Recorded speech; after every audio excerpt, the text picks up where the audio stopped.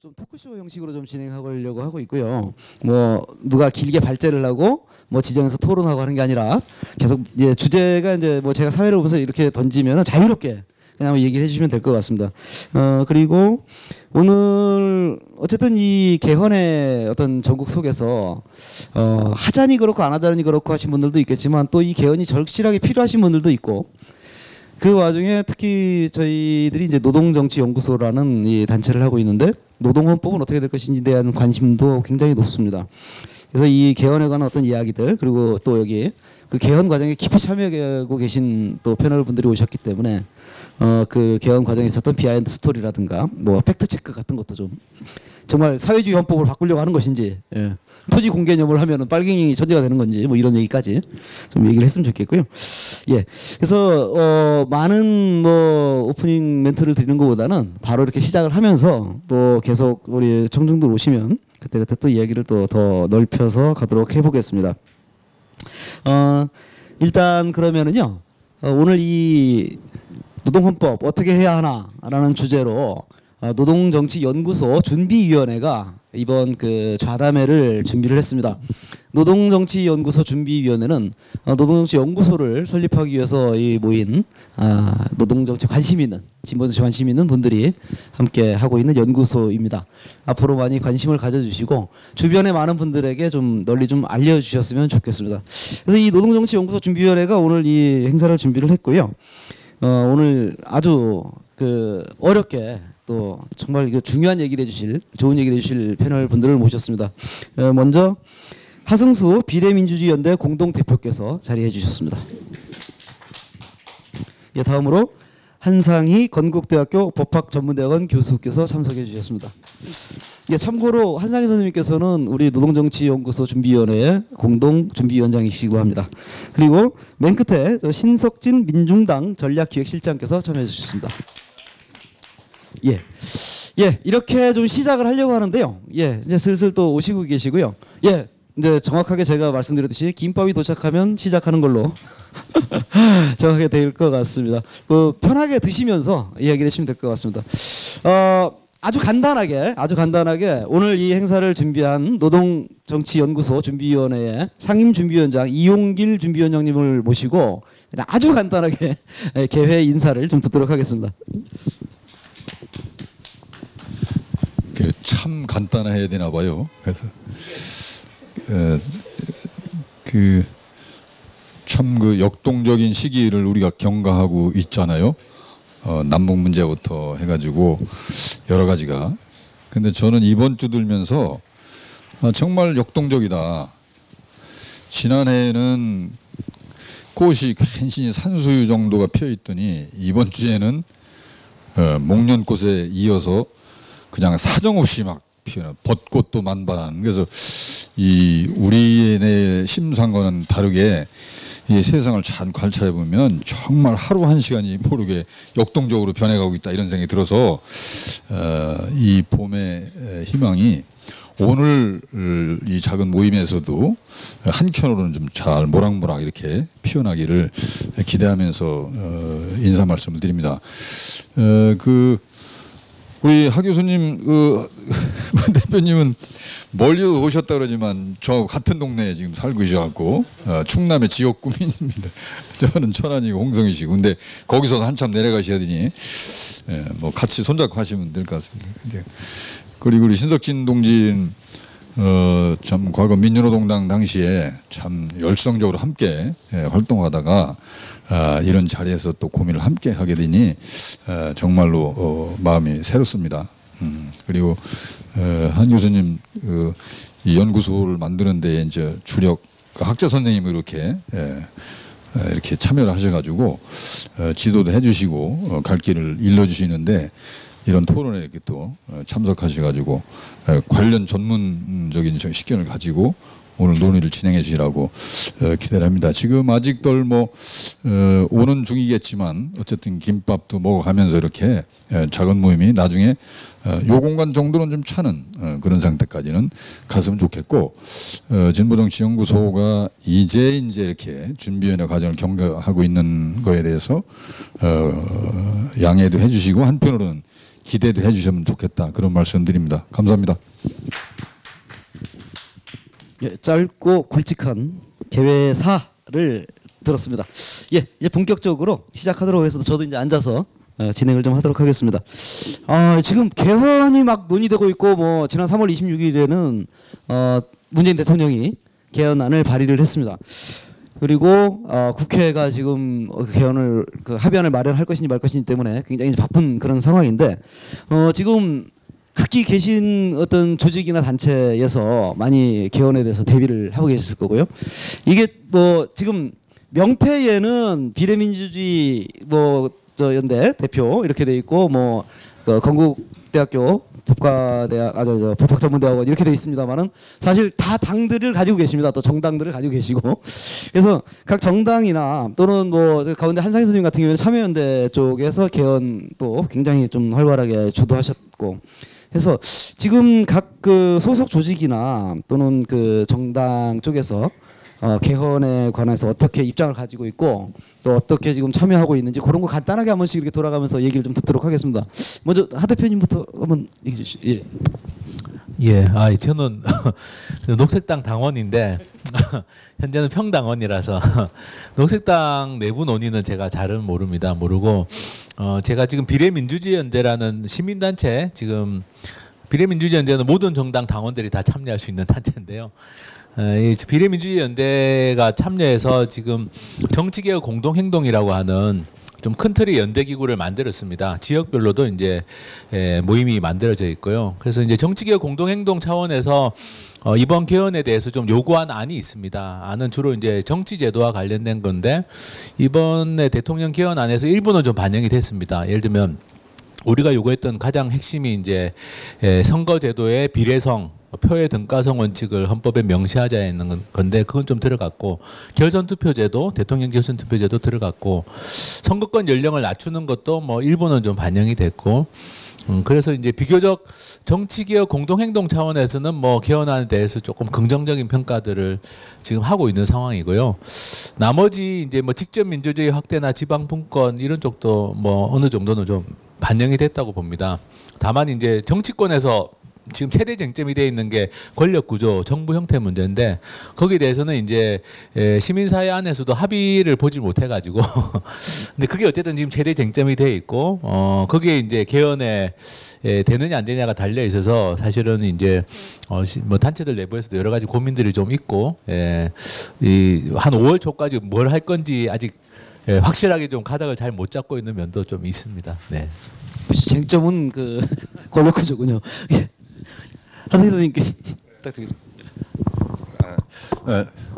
저는 그 참여연대에서 이제 지난 그러니까 16년부터 18개월 정도 걸쳐서 그 회의를 한 34번 해가지고 그 개헌안을 마련한 게 있습니다. 그 이제 적어도 개헌의 논의가 정치권에서 뭐 대통령이나 국회가 전유하는 그런 것이 아니라 시민단체, 시민사회 쪽에서도 개헌에 관해서 이야기를 하고 목소리를 높일 수 있는 틀을 마련하자. 이제 그런 맥락에서 저희들은 아주 일찍부터 시작을 했던 거죠. 뭐 어떻게 보면은 뭐 국민투표를 통해서 확정시키기 위한 안이라기보다는 적어도 헌법에 대한 시민사회의 목소리들을 담아내는 그런 좀 그 뭐라 그럴까요? 뭐 진보적이라는 표현은 좀 이상하긴 하지만은 기존의 그 헌법의 영역에서 한 걸음 더 나간 그런 안을 한번 마련해보자 해서 나름대로 만들어봤습니다. 물론 이제 그 키워드는 문자 그대로 참여연대입니다. 시민들의 역량을 강화하고 서로 연대해서 연대의 정신 속에서 사회 정의가 확립되는 그런 틀로 안을 마련해보자. 물론 권력 구조에 대해서는 호흡파입니다. 지금 현재와 같은 5년 단임 대통령제를 고수한다. 뭐 그렇게 해서 이제 특별히 변하는 건 없는데 대통령 권한은 이제 상당히 줄여놨죠. 하여튼 뭐 그런 체제인데요.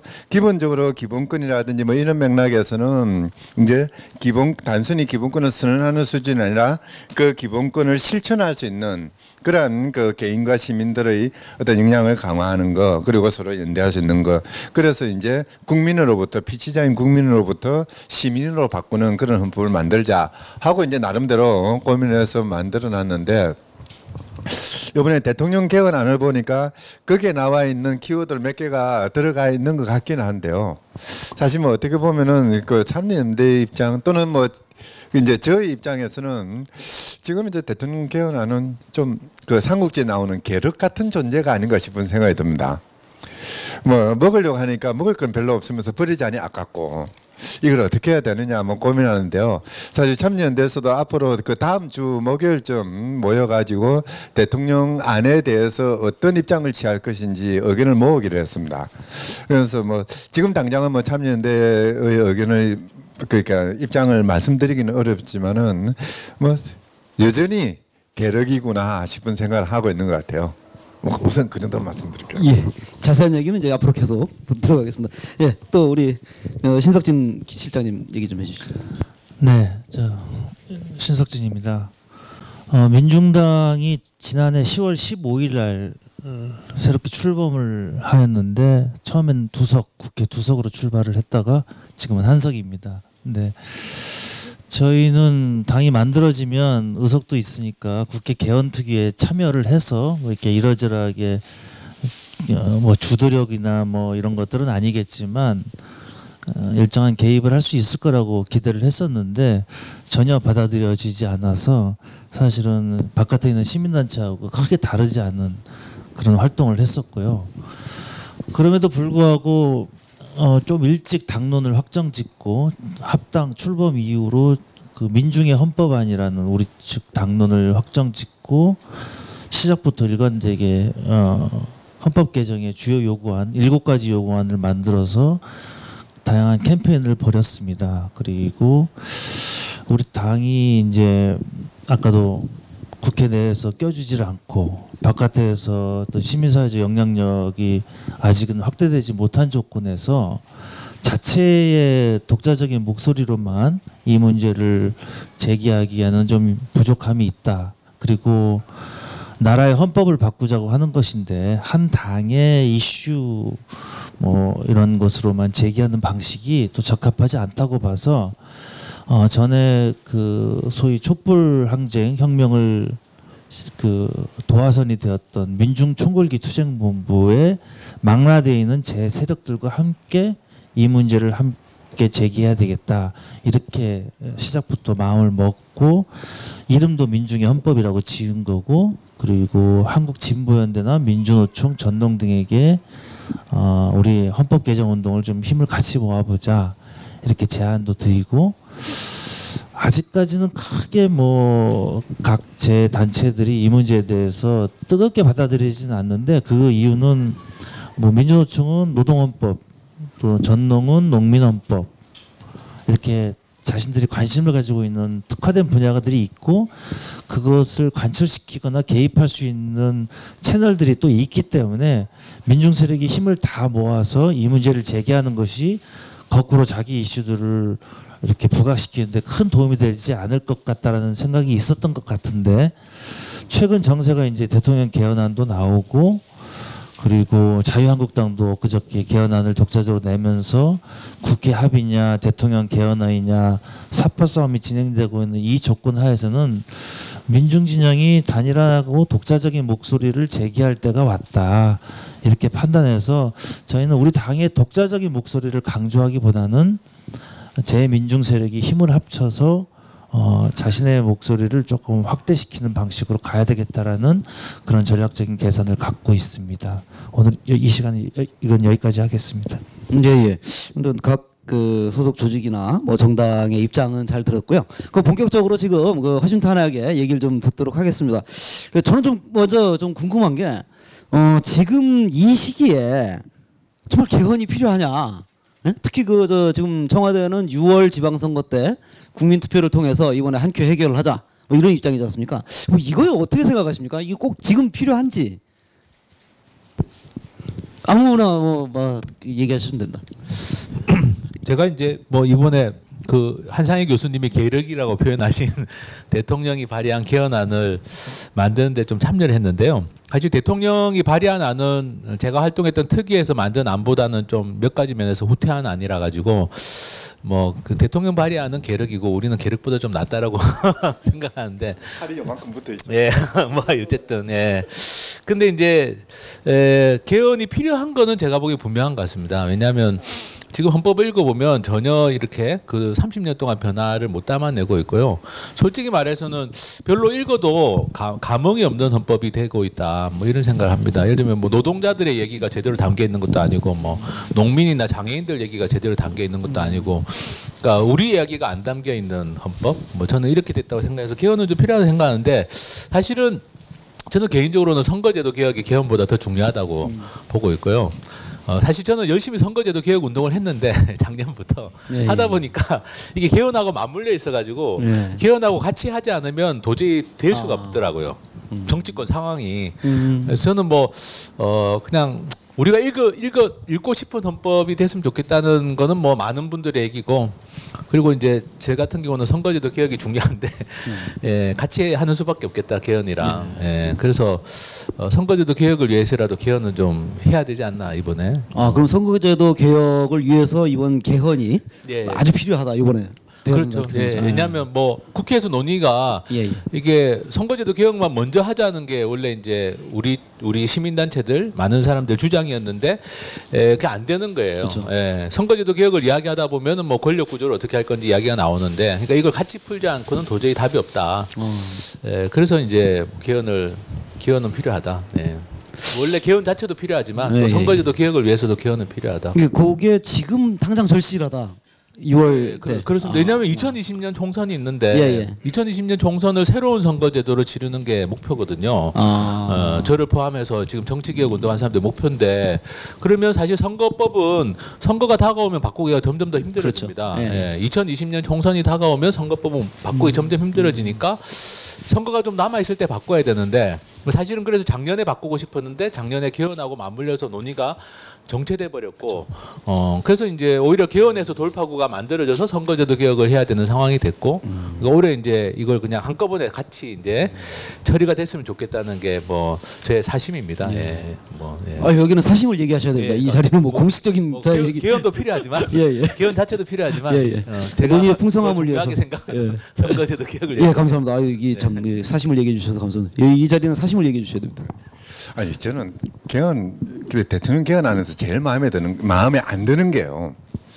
이번에 개헌을 하면은 저는 원포인트 개헌도 좋다고 생각했거든요. 개헌안에 대한 국민 발언권하고 국민 투표권만 부여하면은 그것만 통과시켜 놓으면은 이제는 개헌안을 국민들이 만들어서 제출하면 되는 거죠. 그래가 통과시키면 되는 거거든요. 근데 딱 그것만 빼버렸어요. 예, 그게 없습니다. 왜? 예. 뭔가 마음에 안 들어요.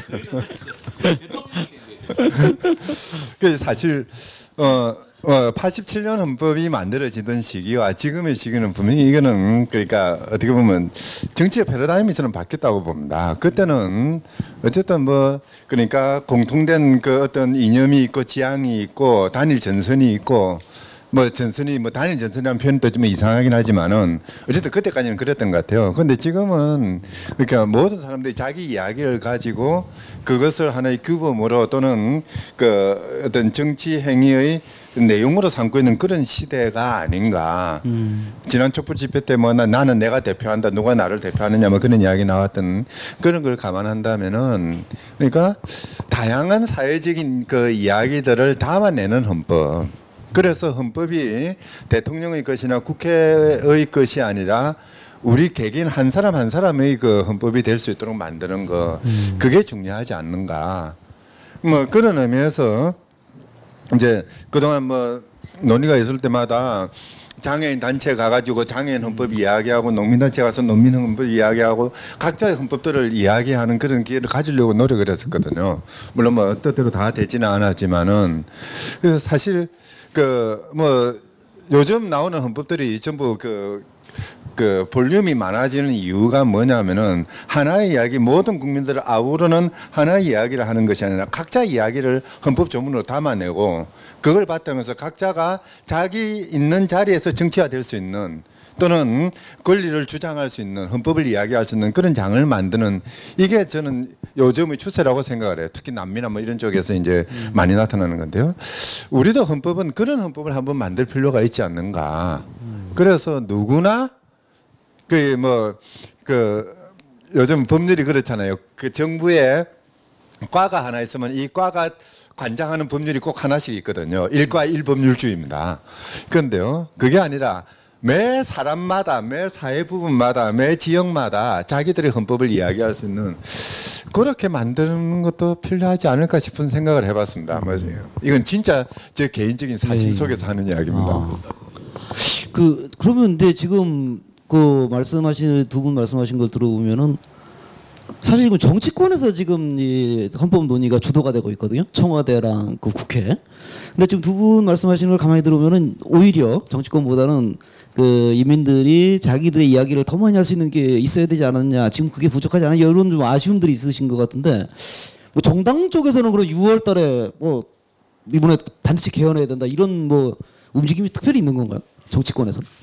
근데 이제 역사적으로 보면 이게 헌법학자분들 많이 계시지만 그 역사적으로 보면 이제 헌법 개정이 어느 시점에 누가 주도해서 어떻게 어떤 내용으로 되느냐 이제 이런 건데 거기서 세력 관계, 힘의 역학 관계가 가장 중요하게 부각되지 않습니까? 근데 뭐 민중들이 주도해서 민중이 헌법을 만들 수 있고 또는 권력구조 개편을 통해서 영구적인 권력 분점을 탐하는 그런 헌법이 될 수 있기 때문에 역대 그 어떤 민중의 주도성이나 어떤 정치적 지위가 높아질 때가 아니라면 정치권에게 맡겨지는 헌법 개정에 대해서 회의적 시각을 가질 수밖에 없었다. 지금까지 저는 그래서 꽤 10년 가까이 저는 헌법 개정 얘기가 나오면 비판적이거나 회의적인 시각을 갖고 있었는데 이번에는 매우 적극 분자가 됐던 거죠. 왜냐하면 촛불혁명이 있었기 때문에 이제 그 차이가 딱 하나가 있는 거고. 근데 국회 그 헌법에 따르면 국회가 발의권을 가지고 있고 또 대통령이 발의하더라도 국회가 3분의 2의 동의를 구해야 되는 거기 때문에 결국에서는 정상적인 방법으로 하면 자유한국당이 동의하는 또는 자유한국당이 합의해주는 헌법이 되기 때문에 과연 이 헌법 개정이 민중의 주도성은커녕 정말로 최소한의 민의를 반영할 수 있는 헌법 개정이 될 수 있겠는가 하는 회의가 또 한 번 들 수밖에 없는 거고 그런 측면에서 저는 시작부터 민중이 주도하는 헌법, 노동자, 농민이 자신의 기본권을 쟁취하기 위한 헌법 이런 개정 투쟁으로 이끌어 나가지 않는다면 이 헌법 개정은 무슨 정치권의 블랙홀이 아니라 정치권의 악유다툼으로 될 것이다 이렇게 좀 비관적으로 예측을 했었고요. 그런데 이제 하 변호사님 의견은 제가 전적으로 항상 동의를 해왔지만 그 앞서 인터뷰에서도 그렇고 이제 아까 그 비례성 강화 부분에 대해서는 저는 견해가 좀 다른데 왜 그러냐면 저도 민주노동당 시절 10년 가까이 이제 정치 개혁은 곧 선거제도 개혁이다. 그리고 비례성을 강화해야 된다라는 주장을 되게 오래도록 해왔고 그것이 마치 막 절대 선인 것인 양 주장을 해왔었는데 그것도 다 상황에 따라 좀 달라지는 거고 이게 개헌이라는 권력구조 개편 논쟁과 맞물려지면 결과적으로는 권력구조 개편을 일부 동의해주고 국회의 권한을 로 일부 이양되면서 대통령의 권한이 그러면 국회의 어떤 정통성, 정당성 문제가 되고 비례성 강화로 되는 이렇게 합리적인 논거들이 쭉 만들어지면서 결국에는 국회 합의의 기준점이 만들어질 때 가능성이 높기 때문에 절대로 우리가 생각하는 아름다운 정치 개혁의 방향으로 흘러가지 않을 것이다.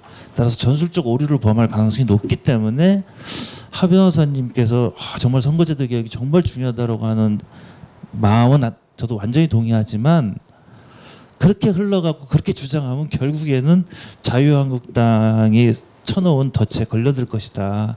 그래서 저는 이 시점에서 촛불혁명까지 1단계로 완수한 이 시점에서 정말 정치개혁을 한다고 한다면 국회 구성은 지금 잘못된 것이다. 촛불혁명 이후에 대통령이 만들어졌지만 국회는 촛불혁명 이전에 만들어진 세력들이기 때문에 전혀 민심을 반영하고 있지 않고 극단적으로 표현하면 국회를 해산하고 다시 재구성해야 될 것이다. 물론 우리는 의석 하나가 있지만 그 난리는 한이 있더라도 국회를 재구성을 해야 되는 것이고, 그게 아니더라면 국회는 이 문제에 대해서 자신의 헌법적인 어떤 권한이 있다 하더라도 한 발 빠져 있어야 맞는 것이다. 그런 측면에서 제가 대통령 개헌에 대해서는 매우 섭섭하고 아쉽지만 비판적 지지의 입장을 표하는 것이고요. 그리고 절대 국회 합의안에 대해서 지지해줄 의사가 전혀 없고, 그 국회 합의안은 절대로 우리 민심과 민의를 반영하지 못할 것이기 때문에 우리가 그에 대해서 이러저러한 어떤 협상 요구안 같은 것들을 제시하는 행위 자체가 조금 전술적으로 오류를 범할 수 있을 것이다. 이렇게 먼저 말씀드리겠습니다. 아, 이게 뭐 오늘 토크쇼로 좀 가볍게 즐겁게 진행하려는데 이제 토크 배틀이 일어날 것 같습니다. 이거 전투를 지금 뭐 다른 의견이라고는 하지만 사실 그 우려는 각각의 우려는 또 여러 가지 지금 말씀하신 것들이 다 우려가 된다고 저는 생각을 하기 때문에 농담처럼 배틀을 말씀드렸지만은 꼭 그렇진 않을 것 같죠. 아니 뭐 이제 무슨 말씀인지 제가 이해를 하고 있기 때문에 예, 이제 한마디로 말해서 이제 선거제도 개혁을 위해서 또는 선거제도 개혁과 다른 어떤 뭐 자유한국당이 지금 요구하는 뭐 국무총리 임명 방식의 변화 이런 것들을 이제 예를 들어서 이제 주고받는 형식으로 합의가 이루어지는 것이 이제 되게 위험성이 높다라는 뭐 또는 선거제도 개혁은 제대로 안 되면서 그냥 권력구조 개편만 될 위험도 있지 않냐 이제 이런 좀 우려를 말씀하신 걸로 저는 이해하고 있고요. 근데 이제 저희가 이제 제가 활동하고 있는 정치개혁 공동행동이나 여러 시민사회단체들이 합의를 한 거는 선거제도 개혁이 전제되지 않은 권력구조 개편은 무조건 반대한다라는 입장이고, 실제로 선거제도 개혁을 안 하고 권력구조를 개편해서 여야가 만약 야합을 한다면 저는 국민투표에서 우리가 반대 운동을 해야 된다라고 저는 보고 있습니다. 그거는 이제 배수진으로 좀 깔고 갔으면 좋겠고, 그러니까 우리가 바라는 이제 비례성이 보장되는 선거제도가 안 된 상태에서 어쨌든 권력구조를 지금 자유한국당이 이야기하는 것처럼 손보는 거는 말씀하신 것처럼 그건 계약이 되기 때문에 그럴 경우에는 국민투표 반대 운동으로 저는 집중해야 될 거라고 보고, 다만 이제 선거제도 개혁을 하면서 자유한국당이 주장하는 뭐 국무총리를 국회에서 선출하는 것, 뭐 저는 선출은 어렵다고 보고 추천 정도는 이제 고려해 볼 수 있다라고 저는 개인적으로는 생각합니다. 국무총리를 국회에 추천하는 거, 그거는 이제 지금 뭐 정의당이나 민주평화당도 뭐 그 정도 방안을 절충점으로 이야기를 하는데, 그냥 이건 저의 주관적인 개인적인 견해인데 저는 그 정도는 받아들일 수 있지 않느냐라는 게 제 생각이고요. 왜냐하면 그게 뭐 대통령제의 근간을 훼손하지 않습니다.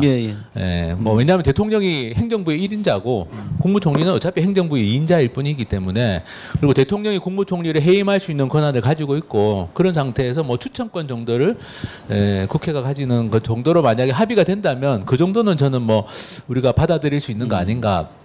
개인적으로는 그렇게 생각하고 있고, 근데 그걸 넘어서 가지고 뭐 하거나 또는 이제 선거제도 개혁도 안 하면서 그걸 손대는 거는 저도 뭐 반대 입장이고, 어쨌든 지금 이제 우리가 막 이렇게 시간이 많아가지고 우리가 막 주도적으로 국면을 이끌고 갈 수 있으면 참 좋겠으나 이제 그게 안 되는 상황에서는 어쨌든 잘 지켜보면서 이게 엇나가는 경우에는 말씀하신 것처럼 그거는 뭐 명확하게 반대하거나 해야 되고, 또 뭐 그런 걸 좀 봐야 될 것 같습니다. 저도 뭐 이제 제가 바라는 대로 이번에 꼭 된다는 보장이 전혀 없기 때문에 오히려 될 가능성이 낮다고 보고 저도 그렇지만 어쨌든 혹시라도 될 가능성이 있다면 우리는 또 되게 해야 되는 거 아닌가라는 생각을 좀 하고 있습니다. 사실 뭐 국회 총리 추천제 같은 경우에는 고 노무현 전 대통령도 그 제안을 했었던 사안이었기 때문에. 아니 근데 저는 정말 불안한 게요. 지금 이 부분에서 참 진짜 초조하게 생각하고 있는데요.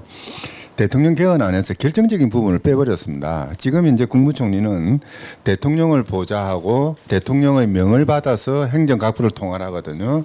그런데 그게 대통령의 명을 받아서 하는 걸 빼버렸습니다. 그러니까 어떻게 되냐면 대통령을 보좌하고, 이거는 대통령 권한입니다. 뭐 긴급조치권, 뭐 영전수수요권 뭐 이런 것들을 보좌하는 것이고요. 행정에 관련된 거는 국무총리가 독자적으로 권력을 행사하게 만들어놨습니다. 이게 아주 엄청난 규정인데요. 이거 자체가 이제 분권형으로 가는 첩경이거든요. 그런 국무총리를, 행정에 관해서는 정권을 가지는 독립된 국무총리를, 독립된 권력을 행사하는 국무총리를 국회에서 추천한다. 추천한 사람을 임명하게 되면은 그럼 대통령은 뭐냐, 이제 이 문제가 발생합니다. 완전히 대통령 권력과 행정의 권력, 그러니까 소위 말해서 외교라든지 뭐 이런 권력과 행정의 권력이 완전히 분리되는 이런 체제로 가는 것이 대통령의 지금 현재 문재인 대통령이나 청와대의 본래의 생각이었는지 뭐 이런 부분들이 참 그 두려운 부분인데요. 자칫 잘못하면은 극단적인 국정 난맥으로 가거나 그렇지 않으면은 대통령은 완전히 형용화돼서 우리나라는 더 이상 대통령제라고 할 수 없는 체제로 가거나 뭐 그런 그 아주 큰 통로를 하나 마련해두고 있거든요. 이런 거는 오히려 이제 그러니까 국무총리의 권한을 강화해서 책임 총리를 만든다는 것까지는 좋은데 이런 상황에서 그 국무총리의 지명권까지도 국회에 넘겨준다는 것은 이거는 그러니까 그 권력 구조의 근본적인 틀을 흔들겠다는 그 이야기인 것 같아요. 상당히 불안한 형태고요. 또 하나 이제 아까 첫머리에 말했던 거 그러니까 어쨌든 제왕적 대통령제를 해소하기 위해서 대통령의 권력을 약화시킨다면 당연히 그 권력은 거의 대부분 국회로 갑니다. 그러면 이제 국회는 어떻게 통제할 것이냐 이 문제가 남아 있죠. 뭐 국회의원 소환 제도 뭐 그런 거는 별 의미 없는 제도고요. 사실은 그렇게 큰 그 효력을 갖지는 못하고요. 그랬을 때 이제 국회를 통제할 수 있는 장치는 이제 경우에 따라서는 국회의 구성에서 이제 뭐 비례대표제나 이런 선거제도를 제대로 만드는 거 그게 하나가 있고요. 또 하나 국민들이 직접 국회를 들여다볼 수 있고 국회가 하는 일에 대해서 감시할 수 있는 틀을 마련해야 되는데 지금 이제 이 부분에 대해서는 아무런 그 대안들이 제시되고 있지는 않습니다. 참여연대 안에서는 이제 그걸 견제하기 위해서 유일하게 내놓은 것이 국회의 모든 회의는 공개하도록 이렇게 이제 안을 마련하고 있는데요. 어쨌든 공개돼야지 국민들이 감시하고 감시해야지 견제할 수 있으니까. 근데 지금 대통령 안이나 또는 뭐 그 어떤 안에도 그런 이야기들이 없다 보니까 이 점점 권력이 강해지는 국회를 통제할 수 있는 어떤 국민의 그 권리 같은 것들이 전혀 없는 뭐 그런 점에서 지금 개헌의 논의가 이루어지는 게 좀 불안스러운 건 사실입니다. 네.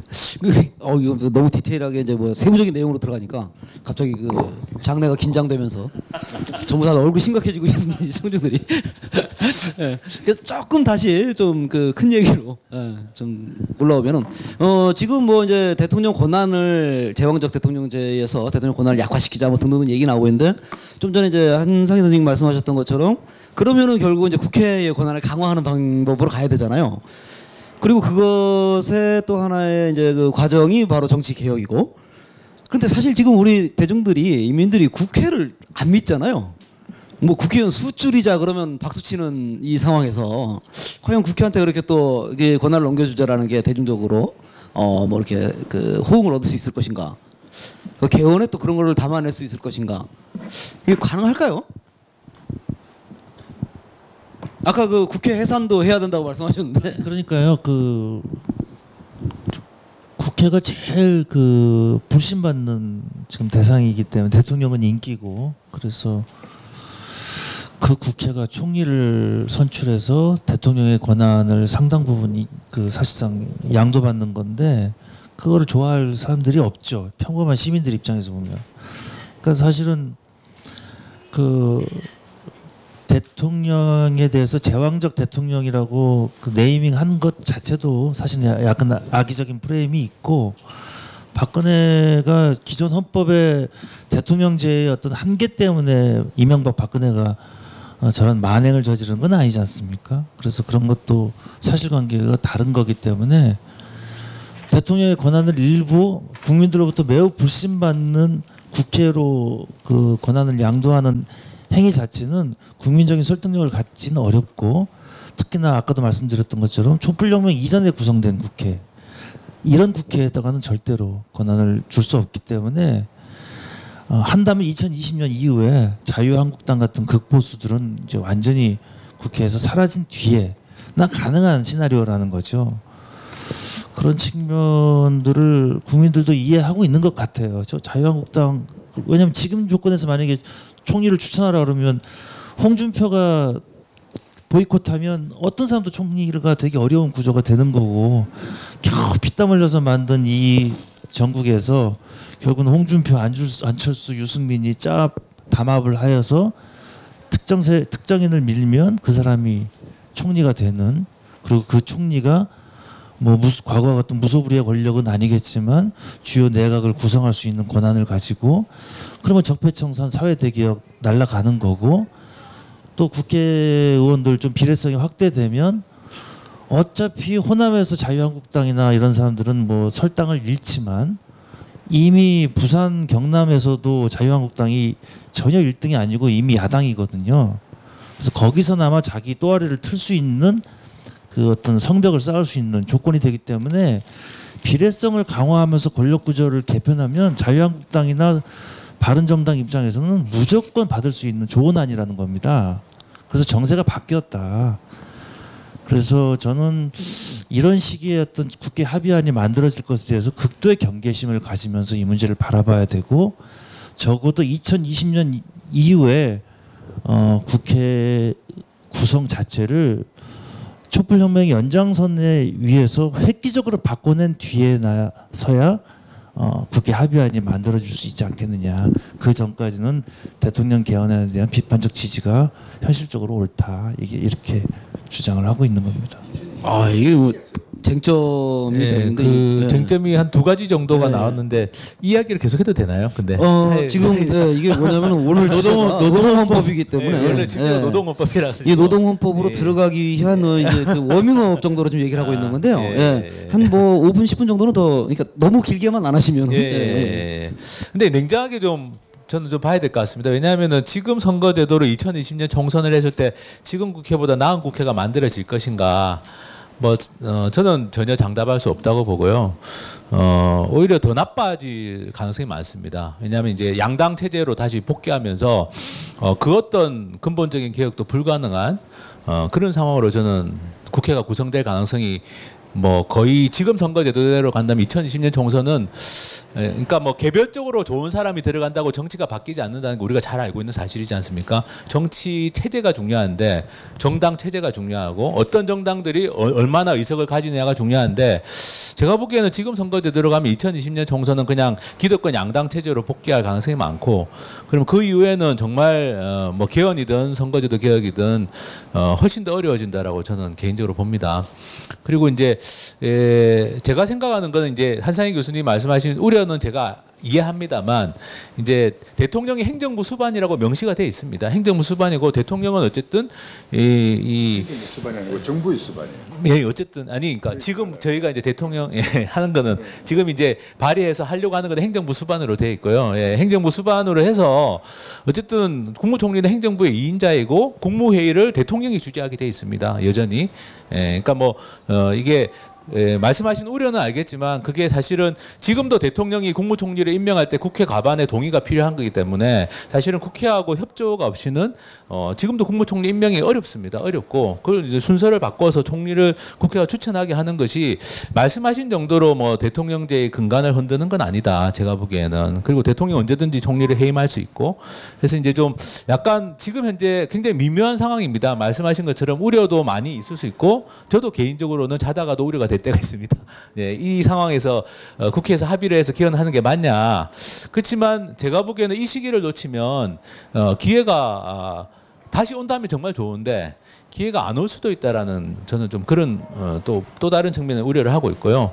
지금 어쨌든 우리가 반발이라도 나갈 수 있느냐가 굉장히 중요하고 이 시스템을 바꿀 수 있는 뭐 그렇게 저는 좀 뭐 저도 뭐 두 분의 우려를 다 부정하는 건 아닌데 공감하면서도 또 이제 좀 그런 말씀을 드리고 싶습니다. 사실 또 비례성을 강화한다라는 거는 진보 정당 같은 또는 군소 정당들, 녹색당 같은 대한 정당들이 더 많은 뭐 어떤 기회를 가질 수 있는 그런 것도 되겠지만 동시에 조원진당이나 변희재당도 같은 기회를 가질 수 있는 그런 거지 않습니까?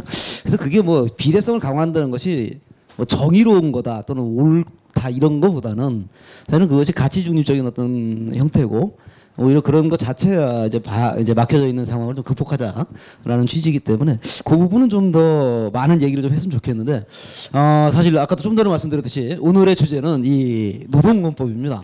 그래서 개헌과 관련돼서 이 노동헌법을 얘기하기 전에 약간 이제 개헌 전반적인 것에 대한 이제 워밍업을 좀 했는데요. 워밍업의 마지막으로 아까 이제 준비를 개별적으로 다들 하셨다 그랬지 않습니까? 그 녹색당 차원인지 모르겠습니다만은 이번에 그 녹색 연구소인가 정치연구소인가요? 거기서 또 책도 하나 내셨던데요. 개헌에 뭐 이렇게 해서 녹색헌법 이제 그런 식으로 다들 그 안을 가지고 계신데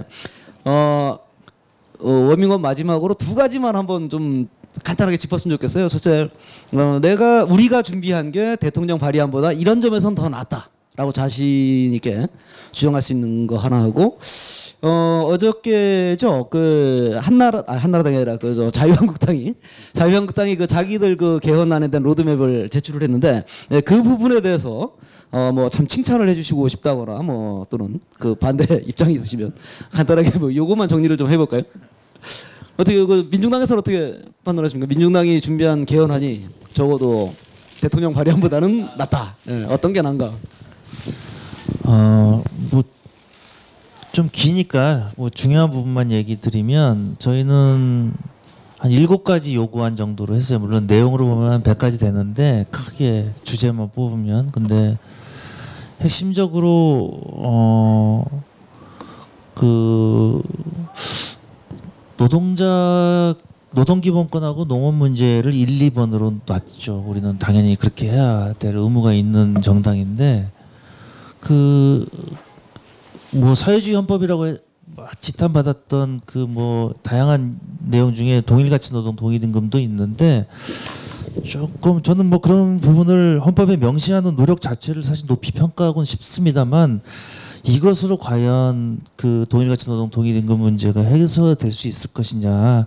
왜냐하면 이 문제를 접근하는 방식이 비정규직을 한국 사회의 가장 근본적인 사회 문제로서 인식하고 비정규직을 아예 없애버리겠다, 철폐하겠다 이런 어떤 정치적 신념을 드러내는 방식으로 가야 되는데 그 노력 의무로만 한정짓고 실질적으로 저 상시 고용 업무에 종사하는 노동자들에게 기한 없이 근로할 수 있게 하는 그런 완벽하게 비정규직 파견법을 그냥 무력화시켜버리고 기간제법도 사실상 무력화시키는 그래서 폐기할 수밖에 없는 그런 조항들을 삽입했어야 되는데 그런 게 제일 안타깝고 아쉽고요. 동일가치 노동 동일임금은 하여튼 명문화하려고 하는 노력 자체는 높이 평가를 하지만 이것으로는 안 된다. 제가 청와대 법안은 그런 한계가 있는데 지금 민중당 법안은 그 한계를 넘어섰는데 여기 들어가 있다. 그 말씀하신 거죠? 그렇고 한 가지만 해주세요. 예. 예. 어떻게 뭐 지금 녹색당이나 그쪽에서는 녹색당이 아니고 참여연대. 예. 저는 저 하 대표님을 보고 말씀드렸는데 양보를 이야기를 하라고 그러네요. 예. 참여연대는 모르겠습니다. 하여튼 기본권 목록에서부터 그 현저한 차이가 있고요. 그 이제 일각에서 변호사들이 웬 헌법 조항을 그렇게 많이 만들었냐 뭐 그런 그 이야기도 하기도 하는데요. 헌법 조항이 많이 만들어야 변호사 시험 헌법 문제 낼 게 있습니다. 그런데 하여튼 저희들은 그러니까 경제민주화 관련해서 경제조항의 기본적인 틀을 사회적 시장 경제 질서다라는 걸 선언을 했습니다. 완전히 빨갱이 조선일보식으로 하면 완전히 빨갱이 헌법이 되어버렸는데요. 뭐 아주 그 사실은 뭐 파란 헌법이죠.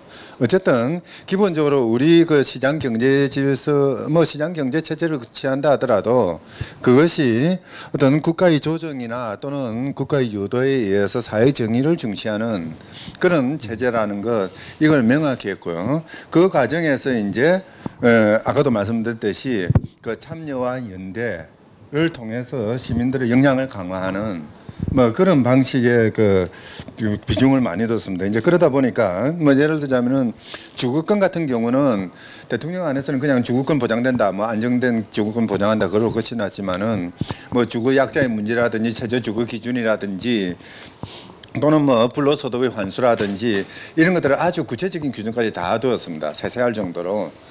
지금 현 시대 우리 그 대중들이 가지고 있는 가슴에 맺혀 있는 한을 푸는 그런 헌법을 만들어야 한다.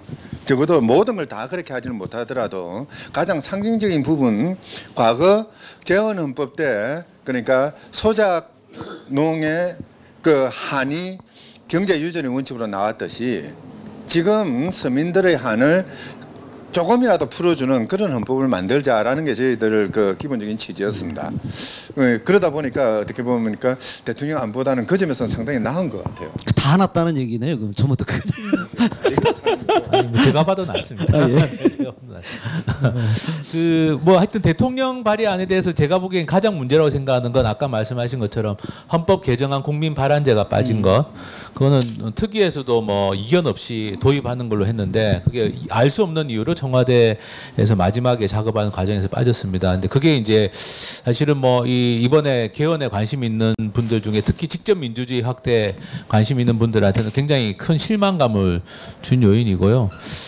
저는 이제 이런 게 좀 그 이번 대통령 발의안 개헌의 한계라고 봅니다. 왜냐하면 최종적으로 이게 어느 것을 취사 선택하느냐와 관련해서 그냥 그거는 청와대 안에 대통령하고 참모들이 다 정해버렸기 때문에 사실은 특위에 참여했던 전문가들도 보기에는 이게 왜 이렇게 됐는지 납득이 안 되는 부분이 있는데 그게 대표적인 게 이제 헌법 개정안 국민 발안제가 빠진 거라고 보고 있고요.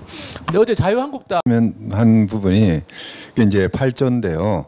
그러니까 정당을 마치 국가기관의 한 부분인 것처럼 국가가 관리하는 어떤 것처럼 만들어 놓은 게 지금 현행헌법 8조거든요. 소위 말하는 정당 국가조항인데요. 국가 운영의 정당을 가장 중심에 놔놓고 국가가 그것을 보호하고 관리하는 그런 체제. 뭐 경우에 따라서는 국가기관화 시키는 바로 그 틀 때문에 이제 통합진보당도 뭐 해산되고 뭐 그까지도 나오고 이제 그렇게 나오는데요. 이런 것들은 좀 풀어놓고 정당이라는 게 누구나 가볍게 만들 수 있고 가볍게 움직일 수 있는 그러면 일반적인 정치적인 결사의 한 부분 정도로 이렇게 처리하는 그런 작업도 필요할 것 같은데 하여튼 이번 그 뭡니까 대통령 개헌안의 경우에는 그 아주 전통적이고 구태의연한 그런 헌법적인 사고들 속에서 만들어진 것이 아닌가. 그러다 보니까 과연 이게 촛불의 결과로 나온 촛불 정부가 만들 수 있는 헌법 아니냐라는 의문점도 들기는 합니다. 예. 예. 아무튼 잘 들었습니다. 일단 지금까지 말씀하신 거는 전반적으로 지금 논의되고 있는 개헌의 문제 그리고 특히 청와대 발의안 대통령 발의안에 가지고 있는 어떤 한계 이런 부분을 좀 짚어주신 것 같습니다. 뭐 사견을 좀 말씀해 주십사 하고 말씀을 드렸는데 굉장히 점잖게 아주 이렇게 좀 이렇게 정리를 해서 아주 이게 어디 나가도 별 무리 없을 정도로만 말씀을 해주시는 것 같습니다. 예, 그러면 본격적으로 지금 이제 노동헌법에 대해서 좀 말씀을 좀 듣고 싶습니다. 제가 지금 가지고 있는 자료 중에 보면은 그 정의당, 민중당, 노동당 등 그리고 녹색당이 좀 이렇게 얘기했었던 녹색당은 노동헌법에 대해서 뭐 어떻게 딱 이렇게 해야 된다라고 딱 지금 나온 걸 제가 못 찾았는데요. 하여튼 보니까 그 정당들의 지금 개헌안들이 있고요. 그다음에 민주노총과 한국노총 양대 노총의 그 개헌안 그리고 참여연대의 개헌안 이렇게 이제 준비를 했습니다. 여기서 이제 특히 지금 현행헌법 32조, 33조에 해당하는 노동헌법에 대항하는 부분을 이렇게 추려봤는데 제가 놀란 게 이 지금 언급한 그 정당과 단체들이 내놓은 안이 똑같습니다. 거의 뭐 조문 차이 그러니까 그 뭐랄까 단어 배열이라든가 뭐 이런 것만 좀 차이가 있을 뿐 그 내용이 똑같은데요. 그래서 이 뭐 우리 조직은 노동헌법을 이렇게 얘기하고 있다 이런 거를 따로따로 듣는 건 별로 의미가 없을 것 같고 차라리 좀 이거부터 여쭤보겠습니다. 이렇게 똑같은 안들을 가지고 있는데 왜 민주노총이나 또는 참여연대 같은 이런 대중조직이나 시민단체 그리고 노동당, 뭐 정의당, 민중당 같은 진보정당이나 녹색당 같은 대한정당이 이 노동헌법 같은 부분에서 이렇게 한번 딱 모여서 노동헌법은 이렇게 바꿔보자 이렇게 한 목소리를 내고 그런 과정이 없었나요? 지금?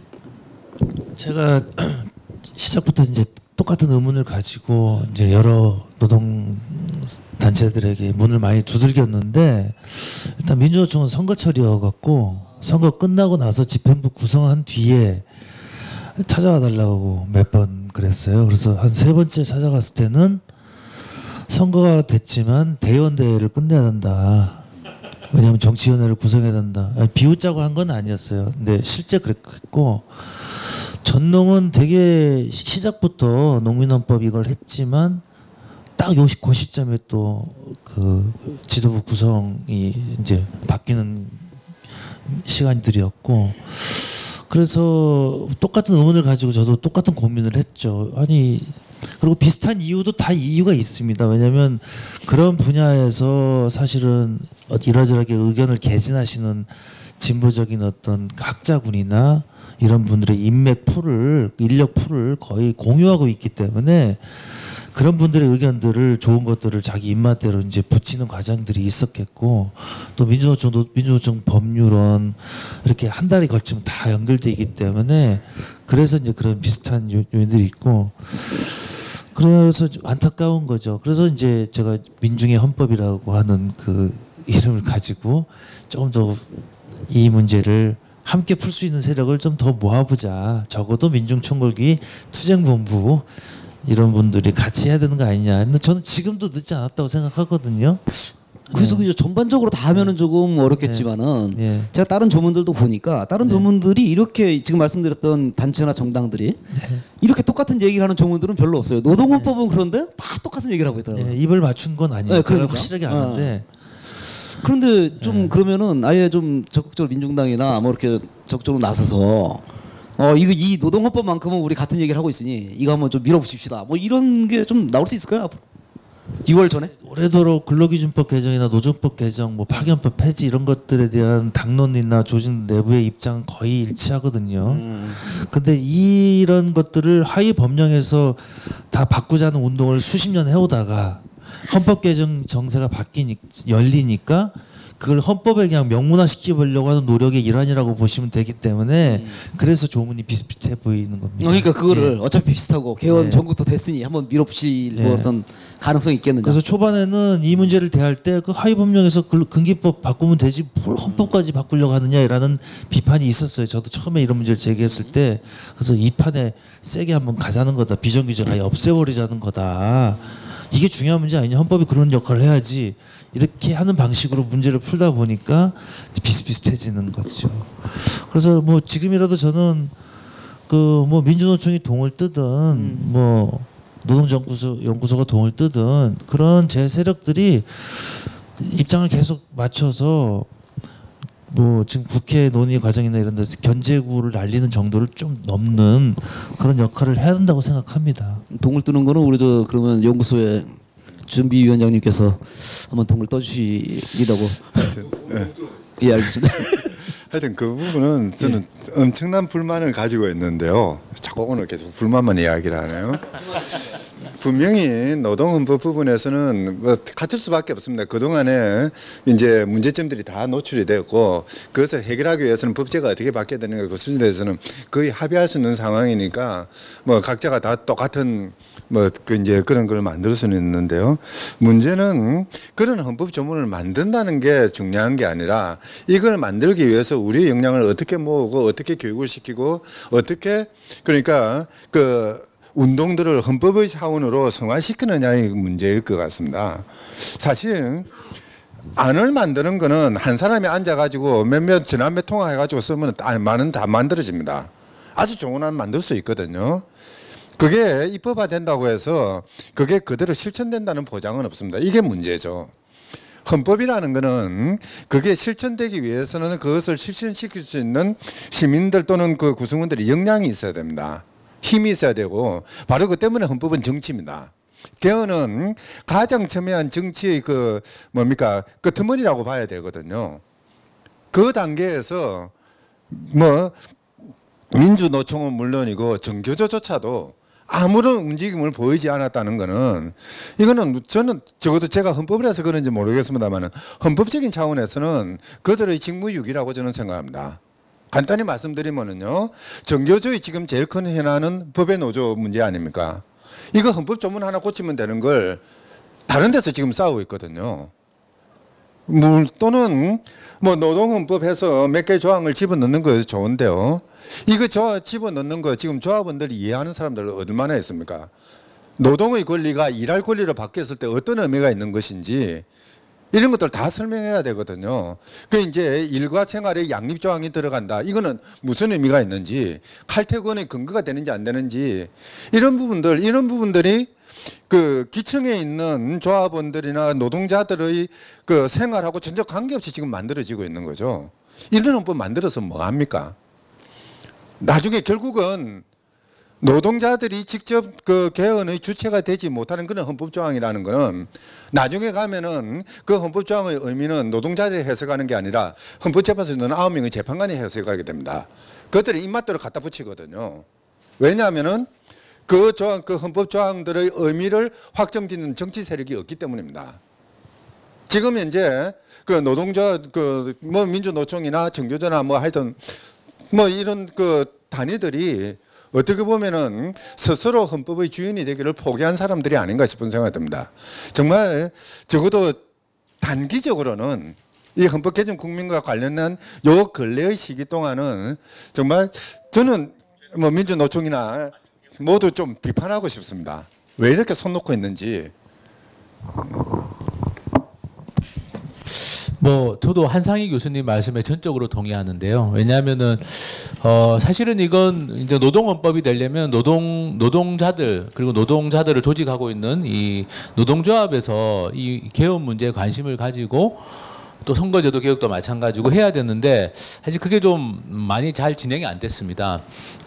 그래서 사실 민주노총이든 뭐 한국노총이든 그러니까 실제로 노동헌법을 제안했는데 이 알고 있는 사람들은 그냥 소위 말한 상층 간부들 정도는 알고 있지 실제 현장에 있는 조합원들은 뭐 개헌에 이게 뭐 개헌이 되면 우리 노동자들에게 뭐가 바뀌는지 이런 것들이 전혀 지금 인식이 잘 안 돼 있고 그냥 정보를 접하는 건 언론을 통해서 접하는 수준인데 언론에서는 뭐 그냥 뭐 몇 가지 그냥 이렇게 나오는 거죠. 공무원 노동 상권에 대해서 뭐 조정동이 반대한다든지 뭐 이런 것들이 나오는 거고 여러 가지 사실은 내용들이 중요한 내용들이 뭐 들어간 것도 있고 빠진 것도 있는데 대통령 개헌안에 어쨌든 그런 것들이 이제 현장에 있는 조합원들에게 잘 이게 공유가 안 돼 있다라는 거죠. 지금 그게 지금 문제고. 오늘 이제 제가 오늘 반가운 전화를 받았던 게 그 보건의료노조 서울지부에서 조합원 교육하는데 뭐 저보고 한 10번 정도 와가지고 이렇게 뭐 선거제도 뭐 개헌 이런 주제로 교육을 해줄 수 있냐.